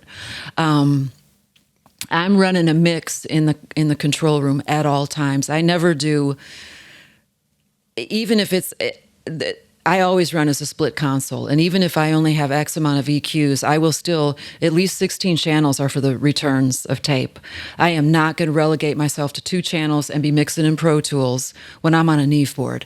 We have a mix going at all times, and that mix is going into their headphones, including my mix. So I always set it up that I have the board mix, which is a badass mix, plus then a series of more me's so that they can also augment that. So point is, I spend an enormous amount of time making sure that the artist has great sounding headphones. Mm-hmm. And that their live mic or their tracking vocal is always considered a potential keeper vocal. There isn't going to be, let me just cut this on a shit mic and then, because we'll do the vocals later. So they're always going to be on the vocal that we hope to use for the record. And that might be an SM7. It's whatever ends up being the right mic. And then the minute that we have a master cut, even if it has to be edited, the minute the edit's done, I get the singer back into the vocal booth right then, before anything else happens, to say, just sing it for me 4 more times. Just burn it down right now, because you never know. At the end of this, you might have a cold. A lot of things can go wrong, but just lay me down 4 or 5 more vocals. And then that very night, or if possible, if we're going to take a break or at any point in that day, I get a comp going on that right off the bat. so that the singer can hear the best of what we got so far. It doesn't mean that that's the vocal. And I make sure they know that. If you go back in to sing it for me just right now, right after you cut it, before we even do guitar overdubs or anything, later on, it'll be like, hey, you want to hear the comp? Yeah, okay. No. So then I'll say, run out real quick before we start, this percussion overdubs and sing it for me 3 more times. And then, maybe that night in my hotel, if I need to, I'll bring my rig and I'll comp that to beat the comp. So then I already have the comp that I made earlier in the day. Then we're going to play beat the comp, and I comp in these new tracks. And so I'm constantly, there's not this big, great, let's go comp the 19 vocal tracks. Right. I'm constantly comping vocals throughout throughout the whole process of the recording. Question for you about the hotel room situation. Have you found that there's a difference between comping, hearing what you're doing on a speaker versus comping it and hearing it Makes in no headphones difference. while you're doing it? Because I already Doesn't know make a the difference. vocal sound that we approve of. We already got a great vocal sound. So then it's just a matter of me making choices for pitch, timing, feel, all the things that make a great vocal. So I can happily sit in my hotel room on my laptop with my headphones. Plus, I'm listening on really good headphones. So, and I just bring home portions of the track. I don't bring the whole big session. I'm just like, all right, cool. I make myself a little mini session, dump it to my drive, so I'm really just focused on the vocal. And all of this is to help the artist. Now, not all artists need this. You're asking me about artists that might need, a leg up, some help. A lot of artists, they sing it those 4 times after we take it, and we already know we have the vocal because they're great singers. They're like, just comp that, we got that. So that I can constantly come back into the studio and say, hey man, you want to check out, I made another comp last night, and it boosts their confidence that I am a great singer and that she's got my back. And they're often so thrilled that it's me saying, okay, I know you love it, but I really feel like we need a few more choruses because I'm not exactly sure that there's enough growl or whatever, or they're not secure enough. So then it'll be, okay, let's do some vocals now. Let's everybody out of here. And then I hold their hand and I talk to them gently and I encourage them and I mention tricks that you can do to help with your pitch. Lyric sheet right next to you in the control room? Oh, absolutely. Right there the whole time. And by then I've memorized the song. And I memorize songs right away. So I know right away. I always know the words to every song. If I'm producer, I've got them memorized. Usually, I have a kind of a weirdly photographic memory, especially for lyrics. A lot of people do. Mm-hmm. Musicians have photographic memories for remembering their parts. So I usually have them memorized really quickly. I actually, if I'm producing, I already have the lyrics for the songs way before we go in, and I've already memorized the lyrics before we've even started tracking. That I believe is part of my job. As producer, I have spreadsheet upon spreadsheet that I go into the studio with. I am ready with my spreadsheets, and I memorize the songs in advance. And they could write in the studio, sure, or change it, and that also helps the songwriter, the band, whoever, feel secure that they have my undivided attention. It takes quite a lot of time, but I always do spreadsheets. Right. So I hold their hand and I remind them, and it's not just new artists. There's a lot of singers that are quite famous that can be very insecure in the studio, especially if they don't feel that they're singing on their game. And it's my job as a producer to not, coddle them, but to let them know that I have your back. Because at the end of the day, if you want to know the truth, all I care about is the vocal. The rest of this is just there to frame you. This is just there to thrill your vocal, for your vocal to have a place to exist. So I spend an enormous amount of time. It's true. It's difficult to swallow sometimes as a guitarist, but it's true. It is true. Well, if it's not true, that's not to say that the guitars aren't so important, but most people really are listening to the vocal. The vocal tells the story. The vocal tells the story. And even if it's a kind of singer that truly doesn't care about their vocal, I care about their vocal. And I want them, even if they got a funky voice that isn't going to sound like Sly Stone, or isn't going to sound like Sam Cooke, or isn't going to sound like the greatest singers. I still want them to sound as great as they can for what they are doing. and all of them. Now, are there tips for their headphones? Like, do you set the headphone volume lower than their head voice or higher than their head voice or the same? Well, voice as the I can't vocal? know their head voice, so I have to go out there and test the microphone based on my voice, and I put reverb on my voice, of course. And I usually just use a pre-recorded stereo instrumental. I have several instrumentals of other artists' songs that I just kind of bring with me because I can sing into those. Right. And nobody is there when this happens. Me and whoever is my assistant. That is it. And so I get it sounding like if I was the singer, I check the more me. So I know if they say, hey, can you turn down the stereo mix, the board mix, and then I'm like, oh, you'll be able to turn yourself up in the more me, or I just make sure that whatever scenario they then face when they walk in with their microphone, whether they're an ear off person or they don't want any of the board mix and they only want the more me mix, that it's going to be very quick and easy for them to dial in what they're going to need. I have never once had an artist, not in all the years, and I've been putting the console mix on 2 faders for my entire career. So that's 35 years. Now that means I can't solo when we're tracking, but I would never do that anyway. I would never solo in the middle of a track. If I got a problem, then when the track's done, we're either recorded that problem and it's going to stay that way, or we're going to check right then. I'll say, hold on, I got to do it.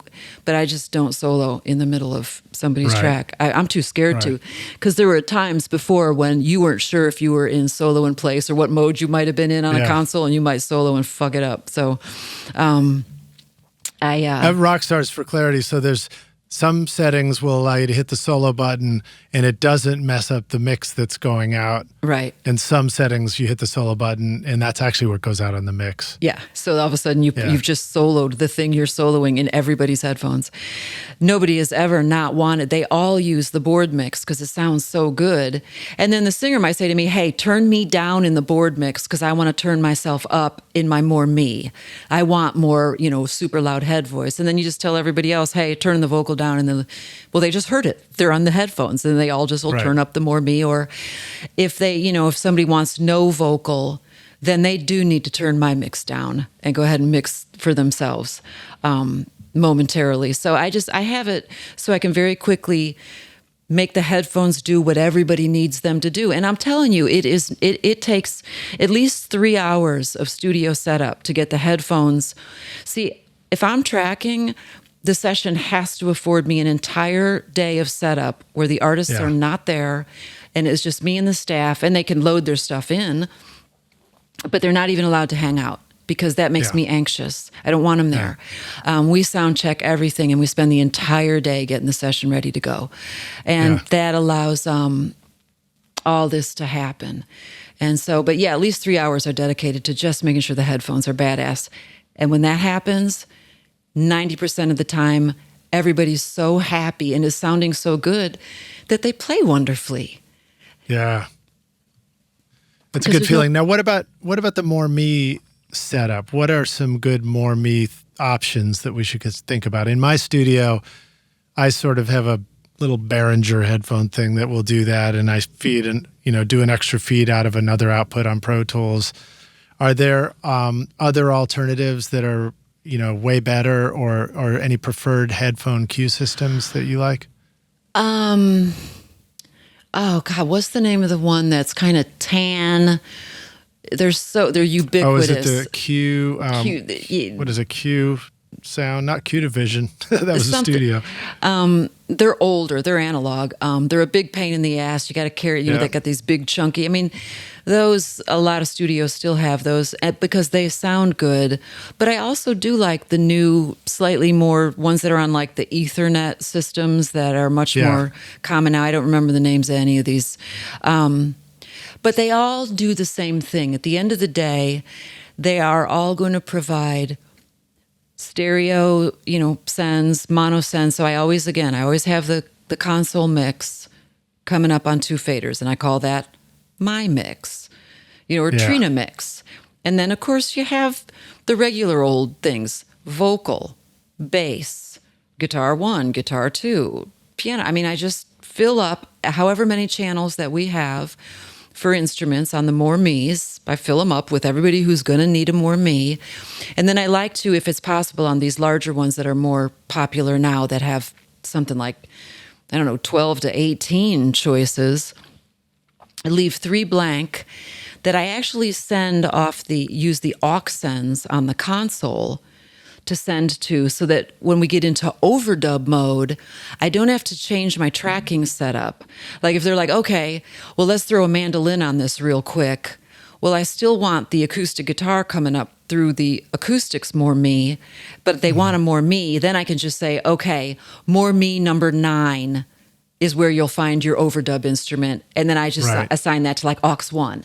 So whenever we're going to do a couple quick overdubs, I don't have to change my tracking setup on the headphones, and I can just quickly say, okay, aux 1 is going to more me 10, which is, I just tell them, turn up more me 10. And then if we need, then go to whatever extra one, I'm like, okay, the mando you just did is now going to be found in my mix and blended in, and you're more me, and then you just use the aux to go. You know what I mean? It just makes it quickly where you can overdub and quickly add to the more me's without having to change. Because usually the more me's are sent now in Pro Tools, but that's even a little bit of a hassle to then have to go. It's a lot faster if you're at the console just to go boom, aux 1.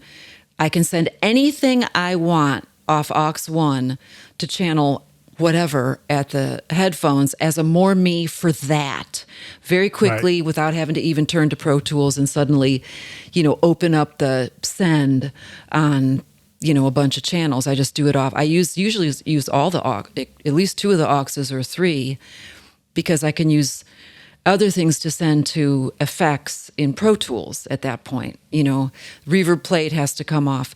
It depends on if I'm using analog effects or if we're running effects in Pro Tools. So it all comes down to what effects do I need to be able to drive off the console using the aux sends? How many aux sends are there? Oh, but we have Q sends too. If it's a Neve board, awesome. Then I can use the Q sends. So you've just got all these access to sends coming and going. That's what that whole day of setup means. It means that I can really think, all right, in this studio, I have available to me 4 aux sends, 4 Q sends. There are 2 plates. I'm going to send off the console, aux 1 and 2 to the plates. I'm going to use this for the analog effects. I got some digital effects. I can set up Pro Tools to use these sends to go here. It's just this big routing scheme that is dedicated to that session. There is no, I do this every time. There is, I try to mimic what I want to have happen every time in the studio that I'm in with the opportunities that I have in that studio. And you have to curtail, you have to not curtail it.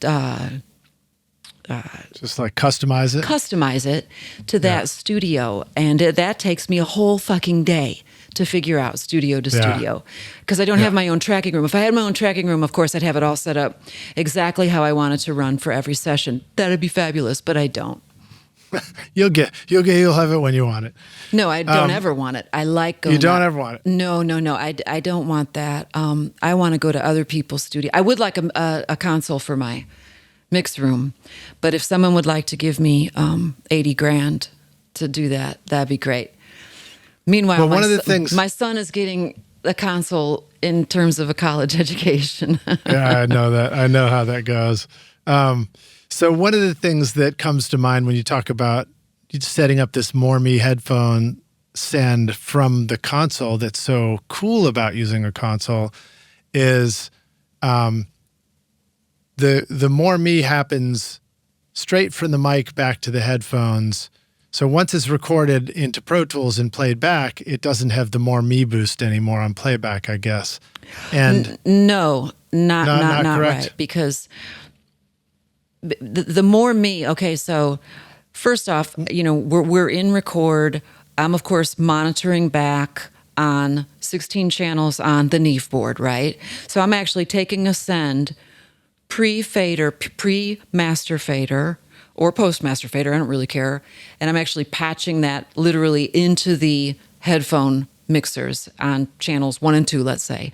So that they're hearing the real-time recording, and of course any playback, because again, I'm treating it like an old split console where, I mean, half of the console is dedicated to monitoring.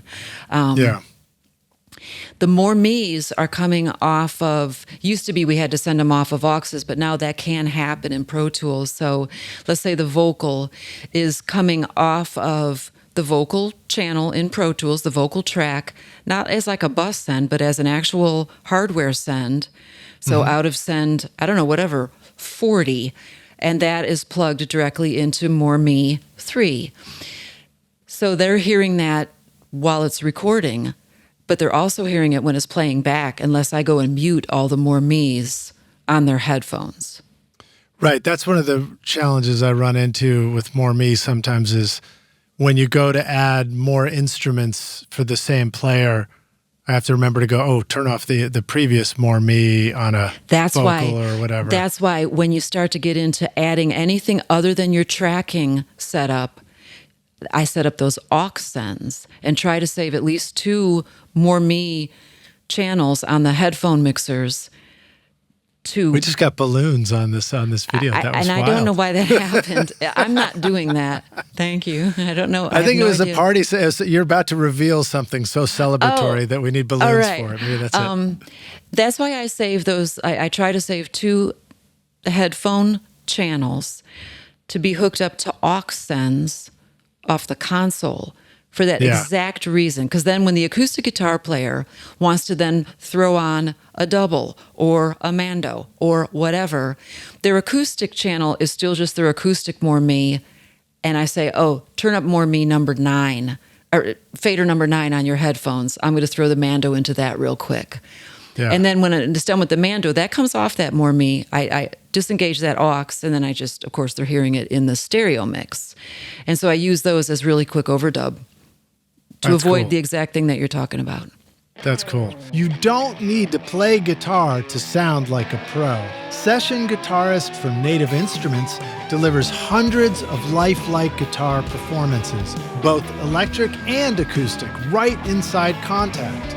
Whether you're laying down rockin' electric riffs or warm acoustic beds, you'll get 154 electric guitar patterns and over 250 acoustic guitar grooves for strumming and fingerpicking, all grouped into song-ready presets. Dial in recording quality tone with built-in amps, cabinets, mic modeling, and effects. You can drag and drop MIDI into your tracks effortlessly, then tweak tempo, tuning, and feel to fit your song. And with new session packs on the way, you'll never run out of inspiration. Visit nativeinstruments.com, use the code ROCK10 for 10% off, and bring full guitar performances to your next track. No more blisters on your fingers. One of the things that we haven't talked about yet, which maybe is a Can I please hit my vape real quick? Do the people care? Let me drop. No, they don't care. They don't care. It's tobacco. You just do it while we're going. It's tobacco. So the thing we haven't talked about yet is one of the reasons why maybe you don't build another studio for tracking is because you have a new interest too. And to your point of memorizing all the lyrics and being great with words, you're a writer as well. So tell us a little bit about your interest in writing novels and Bury Me Alive in Your Sugar. That's the title of her book. Yeah, it's. I didn't just ask her to bury me alive in Your Sugar. It's the working title. My agent suggested. My original title for the book was first The Engineer's Song, and they said that was too boring. And then it was The Hidden Workings of Songs, and I think they also felt that wasn't punchy enough. So we changed it to Bury Me Alive in Your Sugar, which is something from within the book. But let me digress. It's a great title. Thank you. Okay, great. I'll let her know. Many, many years, I should disclose first, the entire time that I have spent in recording studios, working on people's music, whether mixing or tracking, I am a fantasist. I don't live in reality. I always live inside an alternate reality that's only in my head. There are a lot of reasons for that. I'm reclusive and I'm pretty shy in my true nature. And I'm also dissatisfied with much of the world and my life, unfortunately. That's not negative. So I'm in the studio, right? And I'm surrounded by artists. I don't want to be part of their life. They're fine. I love them. They're lovely. All I want is their song. Because that's why I'm there, to serve the song. It has always been that way. I've always felt that way. I don't want to hang out. I don't want to party. I don't want to play music with them. I want them to play their song and go away and let me, because I'm inside the song. You see, I live inside their song, and that's where I belong. And I live in the hidden workings of songs. While I'm in there, it is just me alone in there, and it's a whole world. So I started to realize many, many years ago, decades ago, that while I was in the hidden workings of songs and lost in other people's songs, I started creating worlds that existed, and that went along with my whole childhood propensity to create narratives inside my head. I'm not a weird fantasist, like I don't fantasize weird shit, but I like to make up stories. And I didn't know this about myself, that I also liked to write them down, because I never wrote them down. I just created them. And I stayed in these hidden workings of songs for so long, and I had so many characters that I had created over the years. For anybody whose record I've mixed or recorded, I made up characters for their songs, to live their songs that had nothing to do with them or their reasons for writing the song. That's what I meant. The song belongs to me. You gave it to me when you opened your mouth and recorded it, and I bought it. Did you doodle the shit out of the console tape? Oh my God. In ways that if I had any of my console tapes, I could set up a museum. My characters are there, and I made up completely fictional characters to carry on completely fictional narratives that were taking place in the studio alongside what was really taking place. I could literally look over and see my character, Everlee, sitting next to me instead of who really was. And I gave them not even the songs I was recording, especially if I didn't like those songs. I gave them the songs I wished we were recording. Sorry, but it's true. It's so fascinating. Anyway, so the long story short is I started writing these things down in around 2017, 2018. I started actually writing them down. And I found out that I had started creating a plot and a whole story. And I found out that as I kept doing it, that I had over 100,000 words, that I had a 350-page story going, and the story covers all kinds of stuff. It takes place with a recording studio backdrop, because that's all I know, of course.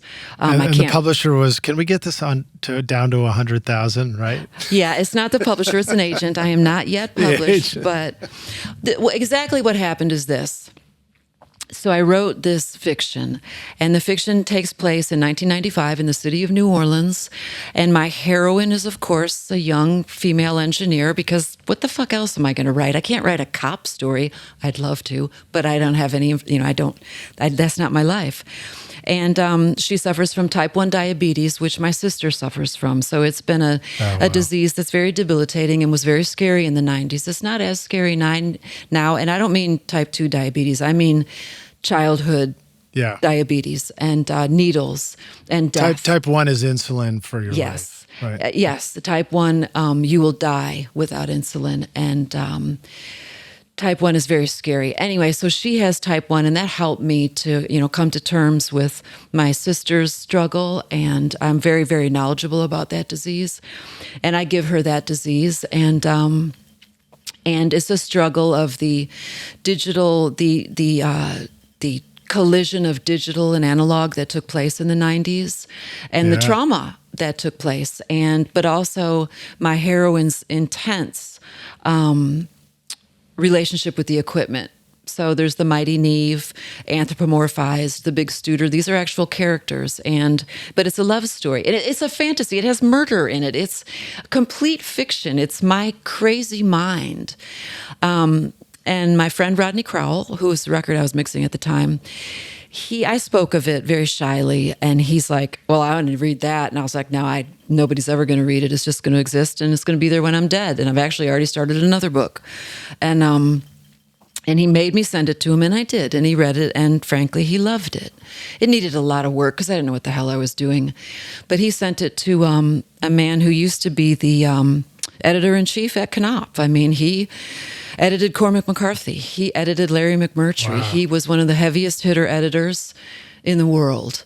And he retired, but he is a friend of Rodney's, and he accepted my book to look at it. There wasn't anything he could do because he was retired. But he got it, and I thought, well, there's that. That's over. And he read it, and he called me, and he said he loved it. And if he was still at Knopf, he would have signed me already. He would have bought my book, but he couldn't because he's retired. So he sent my book to David Gernert, who is an agent, runs the David Gernert Company, who's a very esteemed agent, one of the biggest agents in the world. And he gave it to one of his agents, Anna Worrell, and she loved it, and they signed it.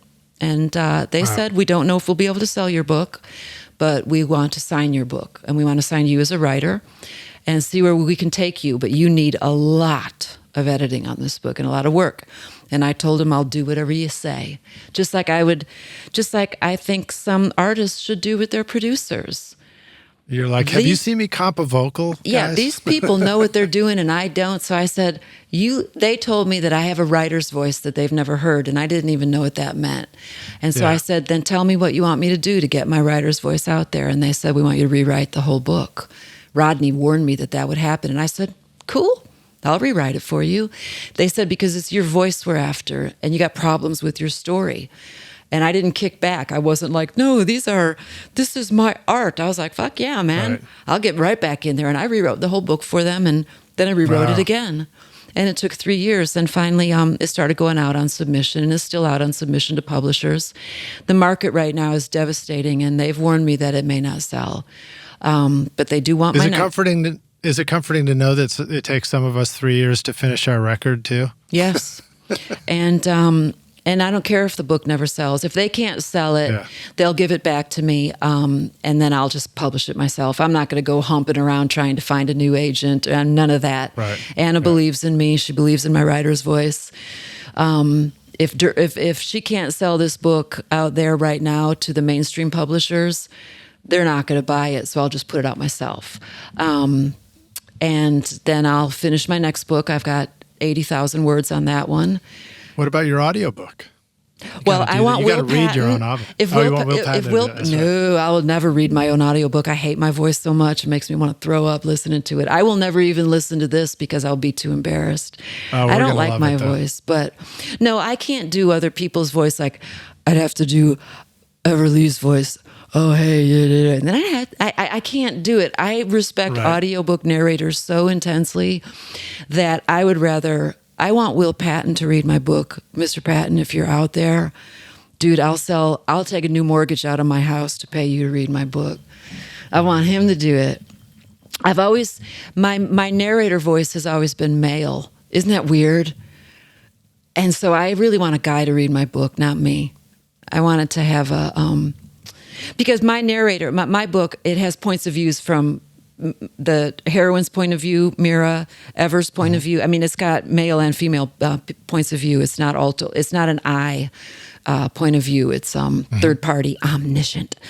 I had to Google that, when somebody's like, well, your POV, and I was like, and what is that again? Because I never even went to college, let alone creative writing school. So I'm like, and I've read thousands of books, but I never studied.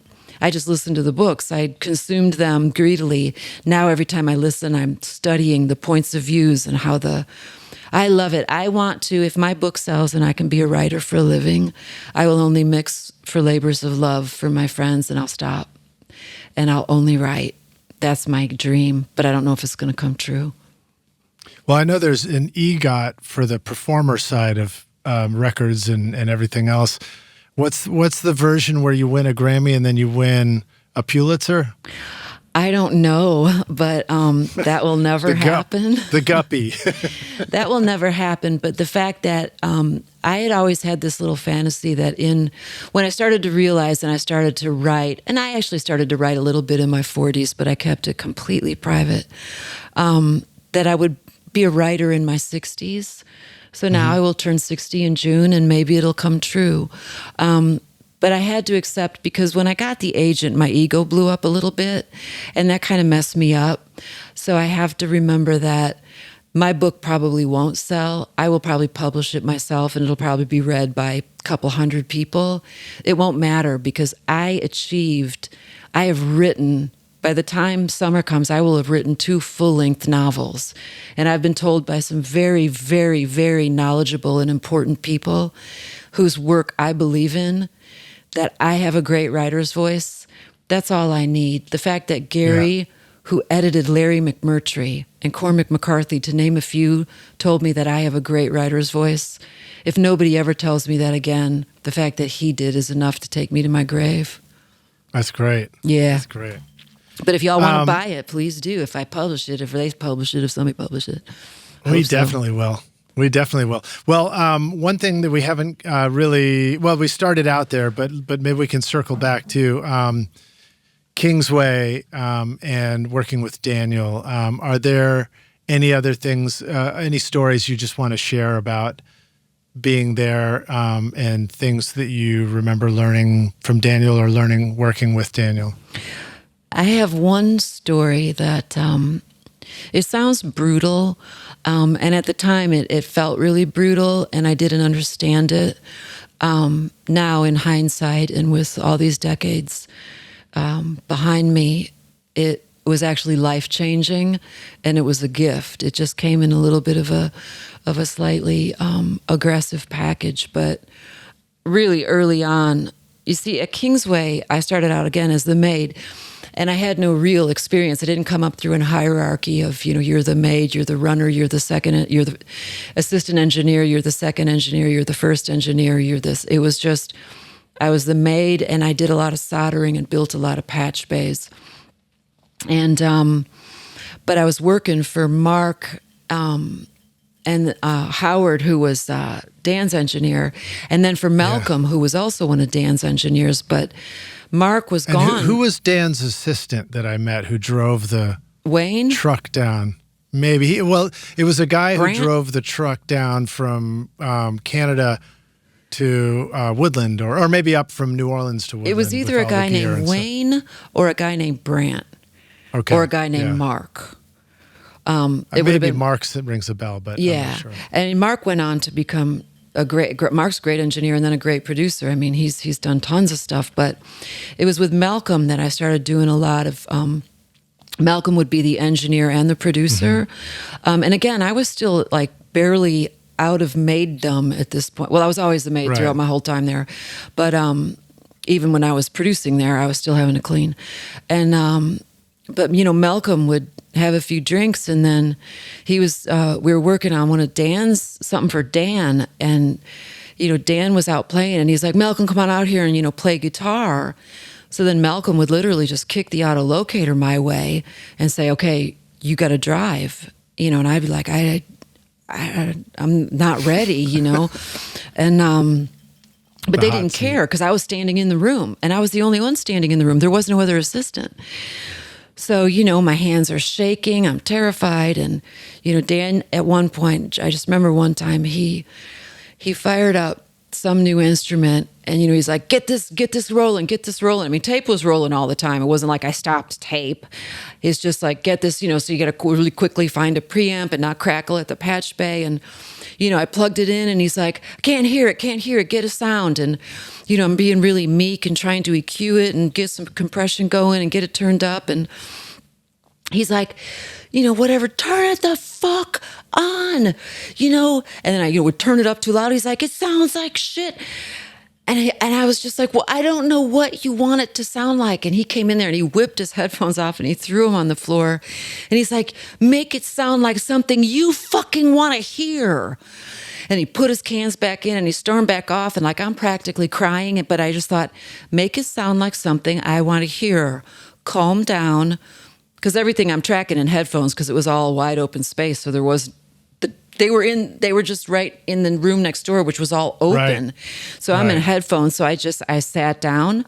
I went back up to the EQ, over to the compressor, plugged in an extra EQ, and I just made it sound like something I wanted to hear in my headphones. I worked quickly, but I calmed down, and I carved out a beautiful tone, and I got some reverb, and I made it, and I placed it, And then we finished tracking, we took another take, and then he walked in and he's like, Mando sounds great. Beautiful, beautiful sound.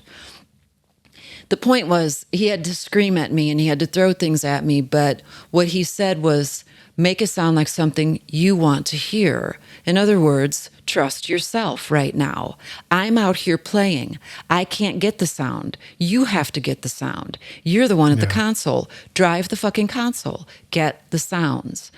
So he handed me a golden coin, like a bag of gold. He handed me a chance to show, not to just get what he wants, to be what he wants, to do what he wants, but to do what I want. Mm-hmm. And then he congratulated me on it by saying, that sounds great. And it wasn't just an monitor EQ. This went to tape. And then I soloed it, and he's like, oh, that's beautiful. Then he went and looked at my EQ. He's like, holy shit. Because it was a radical EQ at that point. Right. It wasn't just, make it brighter, and like, turn up the high end. I like took the slider on the 560 and dumped whatever. I was moving fast, but it wasn't random. It was like, okay, and then I had the other EQ plugged in. He's like, wow, this is pretty inventive. Sounds fantastic. So then he made me understand just to run with my gut, make it sound like something I want to hear. And it turned out mostly the world, as I progressed in my career, when it was something I wanted to hear, everybody else was happy about the way it sounded. I think that's such great advice too. It's that reminder that, and I like to bring this up on the podcast a lot, that when we just embrace our own voice, whatever that is, that was a version of your voice in that moment, and just nurture that and just put that front forward, we're more likely to do our best work. And then if we do our best work, then it's likely to get recognized for being great work, Well, it allows you to have confidence in how you hear and what you think sounds good. And then when that's acknowledged and accepted by one person, and then another band, and then that third art, like you end up 10 recording sessions later with a whole new set of skills, that it really grows that quickly. So right after that, I understood how to get an electric mandolin to work in a very dense track. I learned something about the EQs I had just handled that I didn't know 5 minutes before. And then so it is this cumulative thing, but it doesn't take years. It takes a series of sessions and confidence in yourself, because if you're nervous and you're not sure the band's going to like it and you're not sure it sounds good either, and you're looking for them to come in and help you figure everything out, then they lose confidence in you, and then you lose confidence in yourself, and the thing will tank very quickly. So somebody has to be driving. And you also have to be the first to say, ooh, that sounds shite. Hang on, we need to, start over on this thing. But allowing yourself to grab a hold of the handlebars and drive the console, drive the sounds, and and believe in yourself is cumulative. It's a quick accumulation. Within a year at Kingsway, I was completely in control of everything that was going on in that studio. I went from being a maid to the lead engineer in 1 year. Amazing. Because I was allowed to trust myself, and it turned out that I did have a knack for sound. And because I was there not to serve artists, but to serve sounds and songs, and that protected me from artists and their egos. Because I could very quickly remind them that their tantrum was not my problem. Their tantrum was their problem. I was there to serve their song, and I was only there to serve the song, so they could take their tantrum. They can scream all they want. It doesn't matter to me, because the song's not screaming at me. The song's fine, and I'm over here with the song, and you're over there being ugly to everybody. And it kept me safe from a lot of egos, because that can get very weird in the studio. And so, it's just that first year at Kingsway, it was a crucible. That's not available to a lot of people. They have to come up so slow, and there's so many hierarchical levels that have to be kind of gone through, and there's so much, frankly, artistic greed and selfishness that is prevalent, that is very hard to grab a hold of what you know is yours and own it and protect it. You know, and then the whole thing changed so quickly.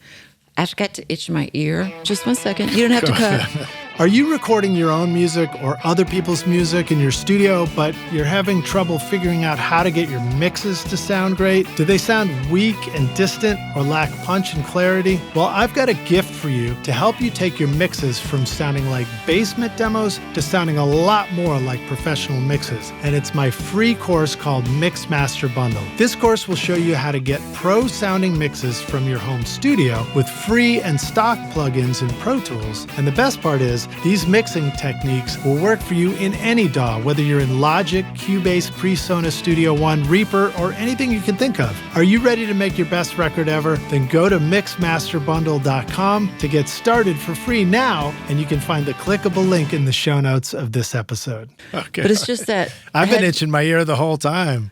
There. I'm just squirming over here. These are my cheap headphones, and they're not very comfortable. But my good headphones, I have this foam thing on the top because it'll bother my head. And the regular headphone, I needed more foam, but they look ridiculous. So I don't want to do that to your listeners. What are those are the good ones that you'll use in the hotel room for? Yeah, they're the ones I even use to check mixes and often mix for a while. And they're my Bang & Olufsen's, and I adore them. Oh, absolutely adore them. And they stopped making this particular kind. But all I can assume is that when these die, and hopefully it'll be never, that Bang & Olufsen's replacement version will sound just as good. They just might have some kind of new, I don't know, plastic or something on them. Yeah. Here, I'll show you. Sure, we love seeing it. And then now we got to see there was a reveal of somebody on the wall behind you. Oh, yes. I'll show you him in a minute, too. These are my Bang & Olufsen's with my fancy extra padding, and these are ribbons to hold the padding on. But yeah, I adore these headphones, and I'd be lost without them. That is, you should have people guess who that is. All right, rock stars, guess who is on the back, and drop a comment in and let us know who's in the photo. Yeah. Behind Trina, and then we'll reveal it. He's one of the greatest singers that has ever lived. His existence on this earth, his voice is largely responsible for why I do this for a living. A very famous early recording of his that came out, I'll give you some hints, in 1973. It was a double album. With many other singers. It is a movie soundtrack. I'll give you another hint. I listened to in headphones as a child so many times, and I drew these great arcs on pieces of poster board to try to understand why different sounds were coming from different places. And I would draw like a big arc across and with images of what I thought the instruments. I mean, I was like 7 years old when I was doing this to try to map out what was ultimately the panning scheme that I know now is the panning scheme. Wow. Amazing. But I didn't. Wait, should you do one more reveal so that everybody sees it? Okay, there you go. Rockstars, check it out. And then are we allowed to reveal what movie it was, or will that be too much of a giveaway? That'll give it away right away. But okay, let's not play games anymore. Ted Neely from Jesus Christ Superstar. All right, there you go. All right. Whoever got it first, drop a comment in for sure. You know, and along with Carl Anderson's voice, who played Judas. I mean, that soundtrack, and not the Broadway musical soundtrack, but the actual movie soundtrack, did more to change the way that my young mind worked. And I'm not religious. It had nothing to do with the actual, story. It had to do with the unbelievable singing and music. It bent my mind. I still listen to it when I need to be reminded of why I do this for a living. I still listen to his magnificent voice, and Carl Anderson, who sadly passed away. And as a little kid, I'm like, I think I'm in love with Jesus and Judas, but I don't think it's the way I'm supposed to be, because I'm kind of getting a tingling in my body. And I'm just a little kid, but they're kind of turning me on. So it was all sexual too, and all sensual, and all wrapped up. And I'm in love with the black Judas and the white Judas. I mean, it opened me up to everything that Doge people would like to shut down. DEI. Oh my God. Diversity, equity, inclusion. Can we include me wanting to sleep with Jesus and Judas, or their voices at least, in my headphone 7-year-old mind? Thank you. You know, the 70s and the 80s, it was a great era. It was so much better. Post, oh, God, it was so good. Flowing hair on posters on the wall, too. Flowing Well, there was hair so much less of this stars. bullshit. But we're not going there. I'm not going there. Do I get some balloons for that? There's I don't know if you get balloons. Above him is my husband. That's harder to see. He's playing guitar. We're Oh, talking cool. about Very, that very guy. cool. Yeah. Yeah. And that's a picture of my my husband, an art shot. That's Grayson. Yeah, that's Grayson Caps. Grayson Caps. And he's great, fine great, sharing great the singer wall as well. with who he knows is my, love and still is and will be for the rest of my life. I'll love him more than anybody. And next to him is Sly Stone. He's who I love second best. That's awesome. Yeah, and then there's a whole series. So last question, well, second to last question. How did it feel to be the first woman to win a Grammy for Record of the Year? Very confusing when I first got the call from before I talked to Chad Blake, I got a call from, it was a lawyer who represented me at that time. And he said, "You've been nominated for a Grammy." And I, for the life of me, could not figure out what the hell he was talking about. I was like, for what? Like, I couldn't even... I literally went blank, and I was like, well, this is a joke, but what am I nominated for? And he's like, for Best Engineered Album, Non-Classic. I was just stunned. It was ridiculous. It seemed ridiculous at the time. It was overwhelming. I was, of course, very honored. And then we won, and that was very special. And I went, and I had on a cute dress. And this was Sheryl Crow, the Globe Sessions? Yes, and I went with Chad. And we went together, and that was fun. We went in a limo, but I wanted to leave immediately after the ceremony. I didn't want to go to any of the parties. I wanted to go home, get the dress off, smoke some weed, and call my friends, which is exactly what I did. I found it overwhelming. I still find the Grammys overwhelming. I'm very honored to have 4 and 6 nominations. They're beautiful statues. I think NARAS is a great organization. I love the Recording Academy. I love Grammys. I love Music Cares. I will never go to another Grammy award because I'm overwhelmed.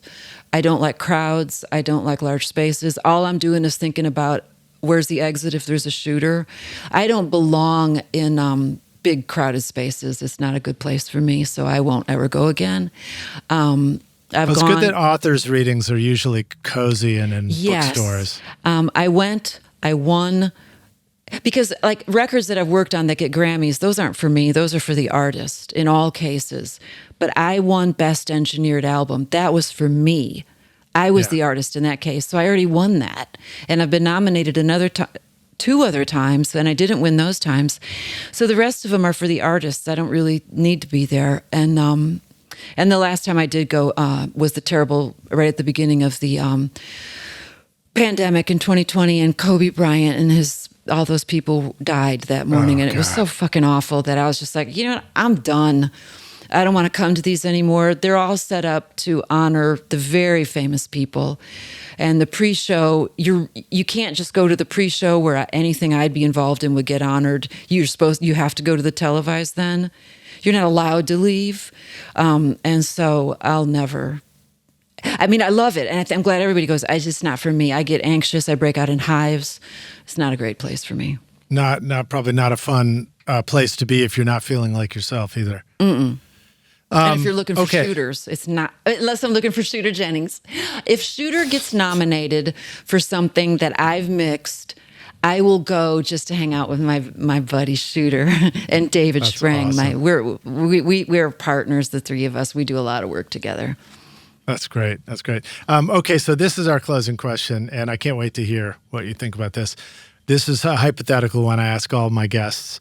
And we get to go back in time. We're going to take the Wayback Studio machine, and you go back and you find young Trina, who's, I guess maybe you're about to walk up to that Capitol building, and then you run up and tap yourself on the shoulder on the streets of LA. They're pretty. I think that's also near the Map store, right? Or so then, and you say, "Oh, hold on! I just want to give you this one bit of advice. Here's the single most important thing that you need to know to be a rock star of the studio yourself one day." What advice would you like to go back and give yourself if you could?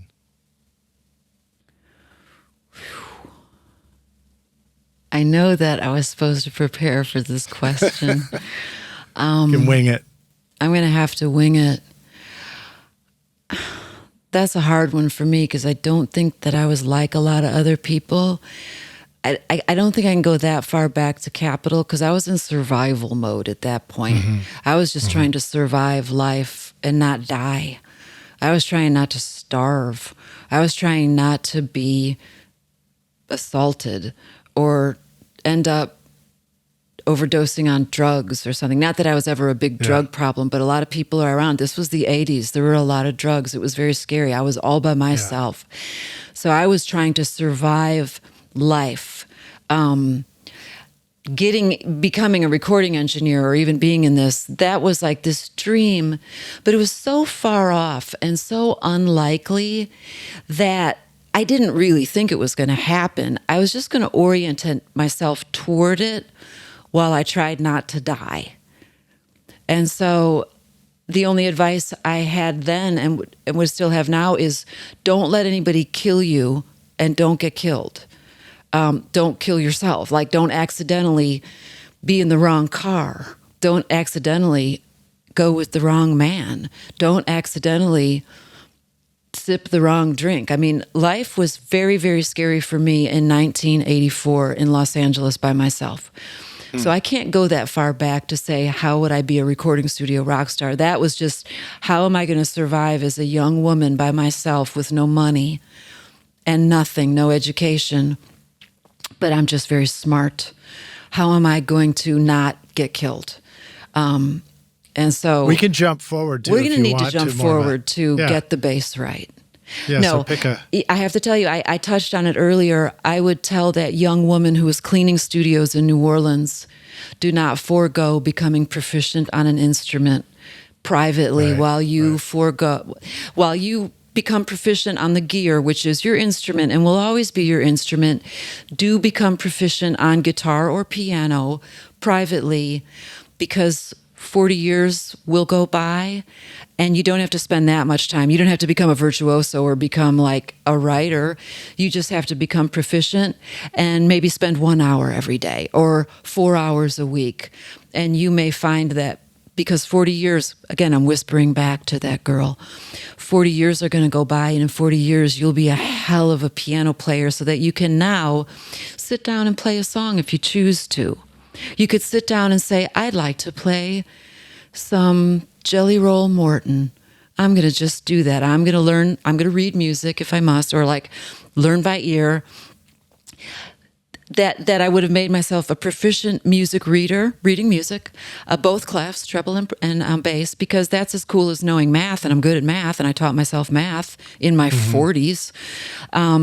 And be, proficient on an instrument. I think it would have enhanced not just my career, but my life.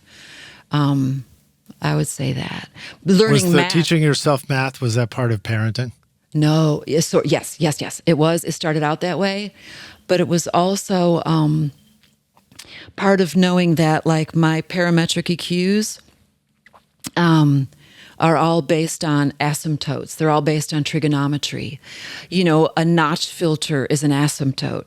And so mathematicians are who built this gear. And I wanted to understand the language that was underlying the, not the algorithms that underlie digital, because digital still leaves me a little bit cold. I wanted to understand the circuitry, circuits, how they were created that create EQs. I wanted to understand trigonometry, and I wanted to, making myself pass Algebra 2 and trigonometry college level courses in my 40s when I had not been to school since high school and I was bad at math in high school is what allowed me to start writing the novels. That's what burned my brain back into this hyper mode of learning, of this new circuitry grew, square root of 2 over 2, the tangents, learning that math was so hardcore that I think it triggered my brain that allowed me to start to learn how to write. So I wish I had learned, become proficient on an instrument. I think I'm going to start one in my 60s, but I won't be proficient until I'm nearly 90. So that's a shame. I could already be proficient, and I wish I had. Well, keep exercising and eating well and live till you're 90. Yeah, or die before I'm 70 so my kid can get my term health insurance. That'd be cool. Or life insurance. I've often thought that's a possible goal. I'm not going to seek death, and I certainly can't kill yourself or you don't get the insurance. But if I died before 70, I'd be cool with that because he'd get a bunch of money on my term life. And I think the world is going in a scary place and he might need it. When I die, I'm going to be cool with it because it won't matter anymore because I'll be dead. Right. But in this case, I have this term life that's been kicking around since I had the kid when I was 40. So it's like, well, shoot, I never saw 70 coming up. That's 10 years away, man. He could get $750,000. That'd be sweet. And he won't get that if I live past 70. So we'll see. You know, it just has to hit me. I just have to plane crash or something crazy will happen, but I'd be cool with that. By the time I'm 70, $750,000 might be enough to pay for college. Right, exactly. You know, I'm being silly. My point is that I don't fear death. I really don't. I've had such a great run. Attitude to have. I just hope that my book gets published and my other book gets published. Oh, my second book is called Two Great Moths, and it takes place in 1987 in Chicago. Cool. So, another book with a little bit of a recording studio backdrop, and I get to cover the greatest recording studio on earth, which was the original Universal Recording Company that closed down. But that's where Bill Putnam built that. I mean, he's the guy who built the 1176 people, United Audio. And that was in Chicago? Yeah, the original one was. Yep. Wow. You just look up Universal Recording Company, and you can read its history. It's fascinating, and it was right on Rush Street and, the name of the street just left me, but it was on Rush and it's in my book and I'm working on that book. Why is it gone? But anyway, it doesn't matter. It was right down there. And so is Uri Universal Recording and then something? Well, UA is that different? No, Universal Record. Yeah, it turned into Uri. In other words, all of the UA stuff is Universal Audio, and Uri isn't Uri a Universal? Am I wrong on that? The Uri 1176, isn't it? I mean, it also. I think so. Oh, my 1176 is at the studio, the studio downtown. But all right, United Audio is definitely Bill Putnam's. I'm pretty sure Uri is what United Audio either started as or became, because I'm pretty sure he invented the 1176. Now I could be wrong, but I think that I'll be Googling that the minute we hang. Here you go. Yes, United Audio Recording is essentially the same as Uri, which stands for United Recording Electronics Industries. Exactly, that was his. But yeah, I mean, Bill Putnam is like one of my heroes. And anyway, so the Universal Recording Company was first in Waukegan, Illinois, but then then he bought this building or built the building that was on Rush Street, and then that was closed by the city, and he moved it to another location, and then he moved a lot of it out to Los Angeles. But it was originally, a Chicago thing. So that's the cool studio where my young woman wants to start cleaning. It's a different version of a different young woman, but it's still with a young woman who's trying to get into recording studios. But that's just the backdrop, because my heroine in this book is a completely different person, lives a whole different life. Yeah, I was going to say, Nancy Drew had a whole series of books. Why can't? Well, this is a different character, though. It's not even the same name, true. But her hero is a gay prostitute that has to survive the AIDS epidemic is the main, battle in this book. Because a lot of people don't remember what that was like. But I was a young woman when it was happening. And I lived just outside of Boys Town in Chicago, which was Boys Town, and a lot of those young gay men were my friends because I lived in Chicago for a year. But of course, I grew up right outside of Chicago, so I was always going up to the city on the train. And anyway, so that's the next book, People. Yeah, well, Chicago is such a wonderful music scene too. Yep. But let me ask you this. How can the rock stars find you online? Where should they go check out what you're up to, find out about your new book, website, social media, any of that? My website is www.trinashoemaker.com, and I do try to keep that up to date. I do keep my discography up to date, but I don't blog on it or anything. I don't have a whole lot of new stuff. I might start doing this as some podcasting, since I bought the gear to do this with you. Yeah. And maybe I'll set up some kind of a podcasting thing where people can, and I'll just kind of talk about, I won't talk necessarily about music all the time, but I may set something up. And then I'm on Instagram, at Trina Shoemaker. I don't go to Facebook, even though it's connected to my Instagram. I have a TikTok that I never go to, and that's called, I think, the engineer author. I don't even know what the hell it's called. I'm not really into, I don't know what my TikTok handle is. Should I find out right now? I can tell you. I don't know. You can if you want, yeah. All right, yeah, because I'm going to keep it unless Musk buys it, in which case I'm canceling it. Oh, my goodness. Well, Trina, I also want the Mixer at the Mixer Author, all one thing. No spaces. Awesome. At the Mixer Author. Awesome. Well, thank you so much for joining us on the show. It's an absolute honor to finally get to meet you, and really fun to just hang out. Thank you for buying the gear so that you could do this with us and everything. We really appreciate it. And I loved hearing all your stories and just hearing your passion and enthusiasm for making records. And it's fun to have some shared experiences as far as all that studio gear goes. Thank you. It was a blast. I loved it. Rockstars, thank you so much for watching and hanging with us. Please remember to subscribe to the channel so you can get more of these interviews with these wonderful people like Trina. And kick that like button if you enjoyed this video. We need it, and it'll help the algorithm and all that. So, and drop in a comment too. If you have questions for me, questions for Trina, I can, if you've got a moment or want to see them, I'll make sure that they get forwarded to you as well. Great. Thanks so much for joining us, Trina. Thanks. You're welcome.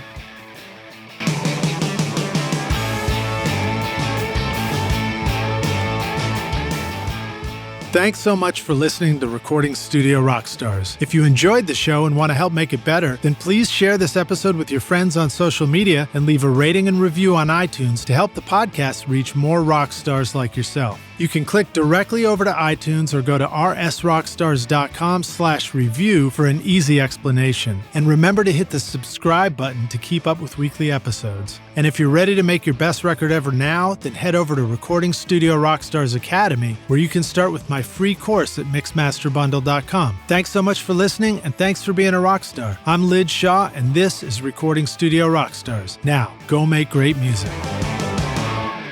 Recording Studio Rockstars would like to give a big thank you to our awesome sponsors who help make this episode possible: iZotope, Native Instruments, Atom Audio, and SAE Institute. And remember to take advantage of our special coupon codes at iZotope.com and nativeinstruments.com. Use the coupon code ROCK10 for 10% off any plug-in purchase. And don't forget, you can start mixing right now with my free course at mixmasterbundle.com. If you enjoyed Recording Studio Rockstars, please check out our sponsors using the links in the show notes. These are all things I highly recommend for your studio. They're going to help you make your best record ever. Also, please like and subscribe to our YouTube channel because it's a great way for you to help support this show. I'd also like to thank our fantastic team here at Recording Studio Rockstars, Vlad Weselchenko and Liz Hulitskaya. Thanks so much for watching and listening, Rockstars. We'll see you in the next episode. Cheers.